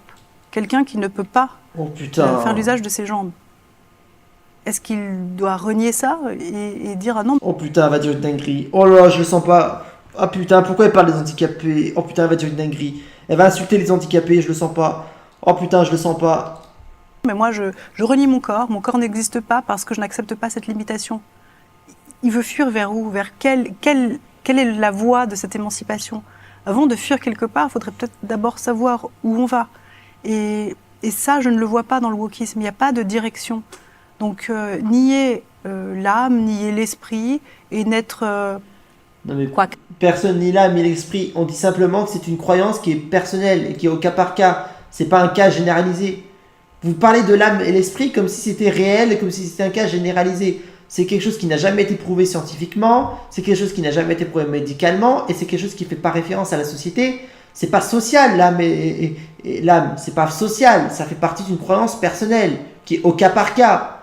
Chaque personne a une croyance personnelle, au cas par cas. Chaque individu, chaque être humain a une croyance personnelle, au cas par cas. Donc vous ne pouvez pas généraliser une croyance, c'est pas possible. C'est au cas par cas. Et on n'a jamais nié que des gens avaient cette croyance-là. On dit simplement que vous ne pouviez pas les généraliser. Ça ne peut pas être généralisé dans la société entière, n'importe quoi. Un ego, finalement, puisqu'on renie le corps aussi. Donc l'ego qui dit moi, moi, moi. Personne n'a nié le corps d'une personne. Encore une fois, aimant, personne n'a nié le corps d'une personne. Et après moi, le déluge. Et on est peut-être là-dedans, dans une société ultra égoïste, et que je ne vois pas la bienveillance là-dedans, je ne vois pas l'émancipation et le progrès là-dedans. Ah bon? Donc, si une femme prend des moyens de contraception, empêche, par exemple, d'avoir un bébé par un viol, par exemple, ce serait profondément égoïste? Ah bon? Je vois pas ce qu'il y a d'égoïste là-dedans, hein, non? Je vois pas du tout ce qu'il y a d'égoïste dans le fait qu'une femme prendrait une moyen de contraception pour éviter de tomber enceinte. Je vois pas du tout ce qu'il y a d'égoïste en fait. Ah bon, c'est égoïste? Bah non, en fait, c'est normal en fait, parce qu'elle a envie de bénéficier de son propre corps. C'est pas égoïste, c'est normal, c'est un droit humain en fait. C'est littéralement un droit humain. C'est un droit humain, littéralement. C'est pas égoïste, c'est un droit humain en fait. Alors oui, on est dans un progressisme, mais qui n'est pas un progrès, qui n'amène pas vers quelque chose de mieux. Est-ce que les personnes woke sont plus heureuses? Non. Donc, si ça... Ah bon? Ah quoi? Attends, mais c'est une blague. Est-ce que les personnes woke sont plus heureuses? Non. Ah bon? Ah bon? T'as une personne... Alors déjà, woke, je rappelle toujours, woke, ça n'existe pas. Donc quand elle fait référence à woke, elle fait référence à la communauté LGBT, toujours. Hein. D'où la communauté LGBT se sent pas heureuse? Ah bon? Non, c'est faux. La communauté LGBT s'est toujours sentie heureuse et épanouie. Ce qui fait que la communauté LGBT se sent pas heureuse, c'est parce que la société la réprime, que la société s'en prend à eux, que les extrémistes s'en prennent à eux. C'est ça qui fait qu'on se sent pas heureux. C'est pas qu'on soit LGBT qui nous rend malheureux, c'est le fait que la société s'en prend à nous. C'est le fait qu'on nous attaque parce qu'on est LGBT, parce qu'on nous attaque parce qu'on existe. C'est pour ça qu'on n'est pas heureux, mais pas parce que on est LGBT, mais parce que la société s'en prend à nous, parce que les extrémistes et les gens malveillants, les gens haineux s'en prennent à nous. C'est ça qui fait qu'on se sent pas bien, mais pas parce qu'on existe. Voyons. Donc, si ça n'amène pas le bonheur, c'est que ça n'est pas la solution. Bon, au niveau... Mais on n'est pas malheureux parce qu'on existe, pas malheureux parce qu'on fait partie de la communauté LGBT ou parce qu'on existe, mais parce que on s'en prend à nous, on nous attaque, on s'en prend à nous, on nous menace, on est victime de haine et de violence. Voilà pourquoi on n'est pas heureux, mais pas parce que mais pas parce qu'on fait partie de la communauté LGBT et parce qu'on existe. Voyons, n'importe quoi. Pour individuel, C'est peut-être. comme dire, une femme, elle serait pas heureuse parce que parce qu'elle est une femme. Mais non, c'est pas parce qu'elle est une femme qu'elle est pas heureuse. C'est parce qu'elle se serait probablement fait violer. Et là, elle est pas heureuse parce qu'elle a été violée. Et pas parce qu'elle est une femme. Voyons, n'importe quoi, ça n'a aucun sens. C'est complètement débile. Si une femme est pas heureuse, c'est pas parce qu'elle est une femme, mais parce qu'elle a été violée, par exemple. Ou parce qu'elle a été violentée par son conjoint, par exemple. Mais pas parce qu'elle est une femme. Enfin, voyons. Mais c'est une nazie, cette femme. C'est une nazie. Il n'y a pas d'autre explication. Cette femme, c'est une nazie. C'est une véritable nazie, cette femme. Il y en a qui sont plus heureuses. Ah, ça serait à vérifier parce que ces personnes se définissent beaucoup par leurs cicatrices. Elles ont une position de victime qu'elles ne sont pas prêtes à quitter. Quand on est ultra dans la revendication woke, on n'est pas du tout dans le « regardez comme je vais bien, je suis tellement épanouie ». Si on est épanoui, pourquoi est-ce qu'on va aller taper sur les autres? Bah, parce que, justement, parce que vous en prenez à nous, justement. On tape pas sur les autres. On fait du combat parce que vous vous en prenez à nous, justement. Oh, ça c'est hypocrite. Oh bordel, ce que c'est hypocrite. Pourquoi les femmes se battent contre les hommes? Bon, bah, je sais pas, peut-être parce que les hommes s'en prennent aux femmes. Je sais pas, je dis ça comme ça. Pourquoi les personnes transgenres s'en prennent, je sais pas, aux transphobes? Bah, peut-être parce que les transphobes s'en prennent aux personnes trans. Je sais pas, je dis ça comme ça, hein. Sérieusement, quoi. Si on en fait un combat, c'est justement parce qu'on est menacé. Pas parce que ça nous fait plaisir. Pas parce qu'on est malheureux. Mais parce qu'on est menacé. Voilà. Tout simplement. Là, c'est hypocrite. C'est complètement hypocrite. Putain que c'est hypocrite.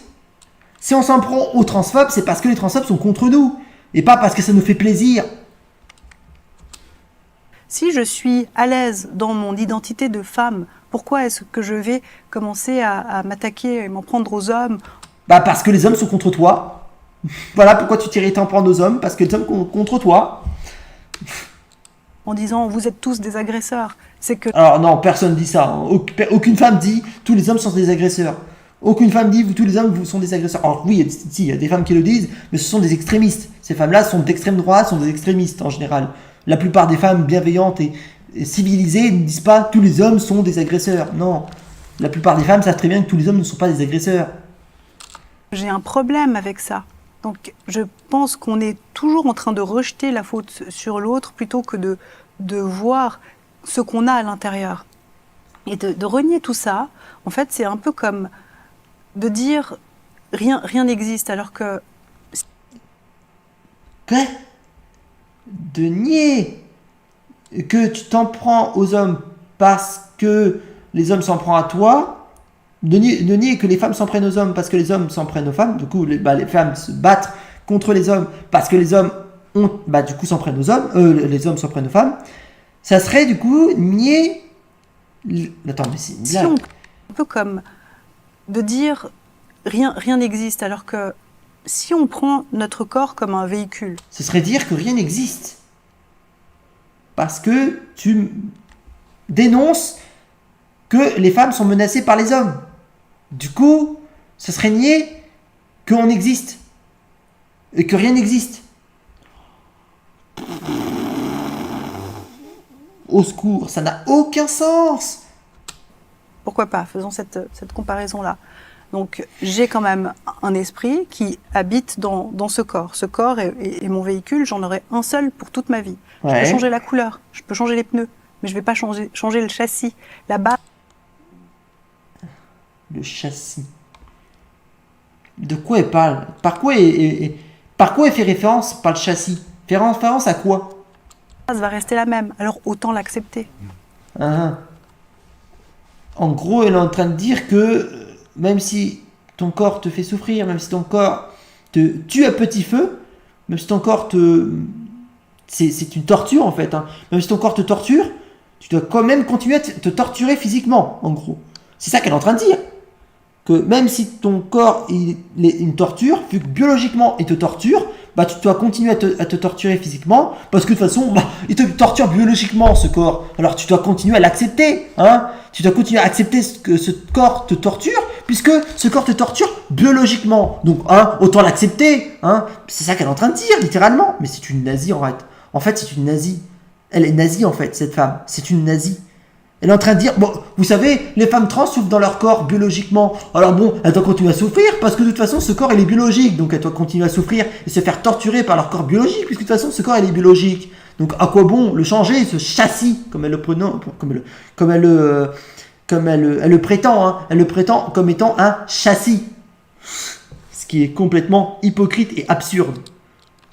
L'accepter tout en pouvant penser que, effectivement, l'âme ou l'esprit peut avoir une nature individuelle. Oh, putain, arrête avec ton âme. C'est une croyance chrétienne, une croyance religieuse. Donc arrêtez avec votre croyance religieuse. Arrêtez. C'est une croyance religieuse, l'âme. Donc arrêtez. C'est toute la question, c'est quelle est la corrélation entre l'esprit et le corps? Est-ce que le corps détermine absolument entièrement toute la nature ou la complexité de l'esprit individuel humain? C'est ça aussi la question qui se pose. Ah, c'est chiant, ils sont tous tout le temps dans la croyance religieuse. C'est un truc de fou, quoi. Ah là là, c'est incroyable. Le corps ne détermine pas tout, on est d'accord, mais il va quand même avoir une influence. Je suis une femme, mais j'aime certains domaines masculins. La police, l'armée. Est-ce que quelque chose m'en empêche? Pas du tout. Et ça ne veut pas dire que je ne suis pas une femme. Donc j'ai le droit d'aimer des choses qui, à la base, étaient plutôt réservées à l'autre sexe. Tout comme un homme peut très bien être coiffeur. Je vois pas où est le problème, d'ailleurs. Oui, non, mais le problème, c'est que si tu dis qu'un homme qui, par exemple, a les cheveux longs et porte une robe, reste un homme, en fait, une femme trans, et c'est ça que tu identifies comme une femme trans. Le problème, c'est qu'une femme trans, c'est pas juste un homme qui porte des robes et qui a les cheveux longs. C'est pas ça, en fait, une femme trans. Et tu le sais très bien que c'est pas ça, une femme trans. Une femme trans, c'est pas juste un homme qui va porter des robes, se maquiller et avoir une robe. C'est pas juste ça, une femme trans. Une femme trans, c'est quelqu'un qui va subir un parcours de médical et scientifique et même social qui est complètement celui d'un parcours d'une femme.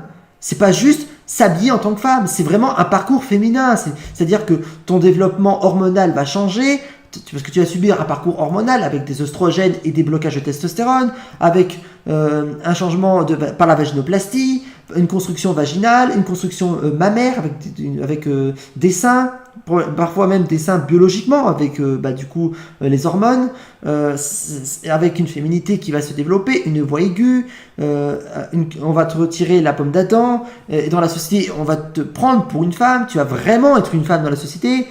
C'est un parcours féminin que tu vas développer, c'est pas juste s'habiller en femme comme elle le prétend. C'est pas juste on s'habille en femme et c'est bon, on est considéré comme une femme. Non, c'est pas ça. Et c'est ça qu'elle est en train de prétendre en disant je peux porter des trucs d'un autre sexe et puis c'est pas ça qui va faire que je suis dans un autre sexe. Mais ça n'a rien à voir. Déjà, le sexe c'est un organe reproducteur, déjà, c'est ce qu'il y a entre les jambes. Donc ça n'a rien à voir avec l'identité de genre, déjà. Donc elle confond genre et sexe, déjà, ce qui est complètement absurde. Mais surtout, c'est ça qu'elle est en train de prétendre. C'est complètement absurde qu'elle est en train de prétendre que s'habiller, se travestir, ce serait faire semblant. Mais c'est complètement absurde, voyons. Si on prend ces métiers qu'on se représente comme étant féminins, par exemple couturier, les plus grands couturiers sont des hommes. Donc il n'y a pas de limite, on peut très bien aller vers ce qu'on aime, sans se dire « Ah, mais c'est qu'il y a un problème, en fait, je ne suis pas dans le bon corps. » Non, le corps existe, il faut faire avec. Et je dirais qu'aujourd'hui, le chemin vers la vraie émancipation... Donc, le corps existe. Imaginons, tu as un cancer. Tu fais quoi? Je sais pas.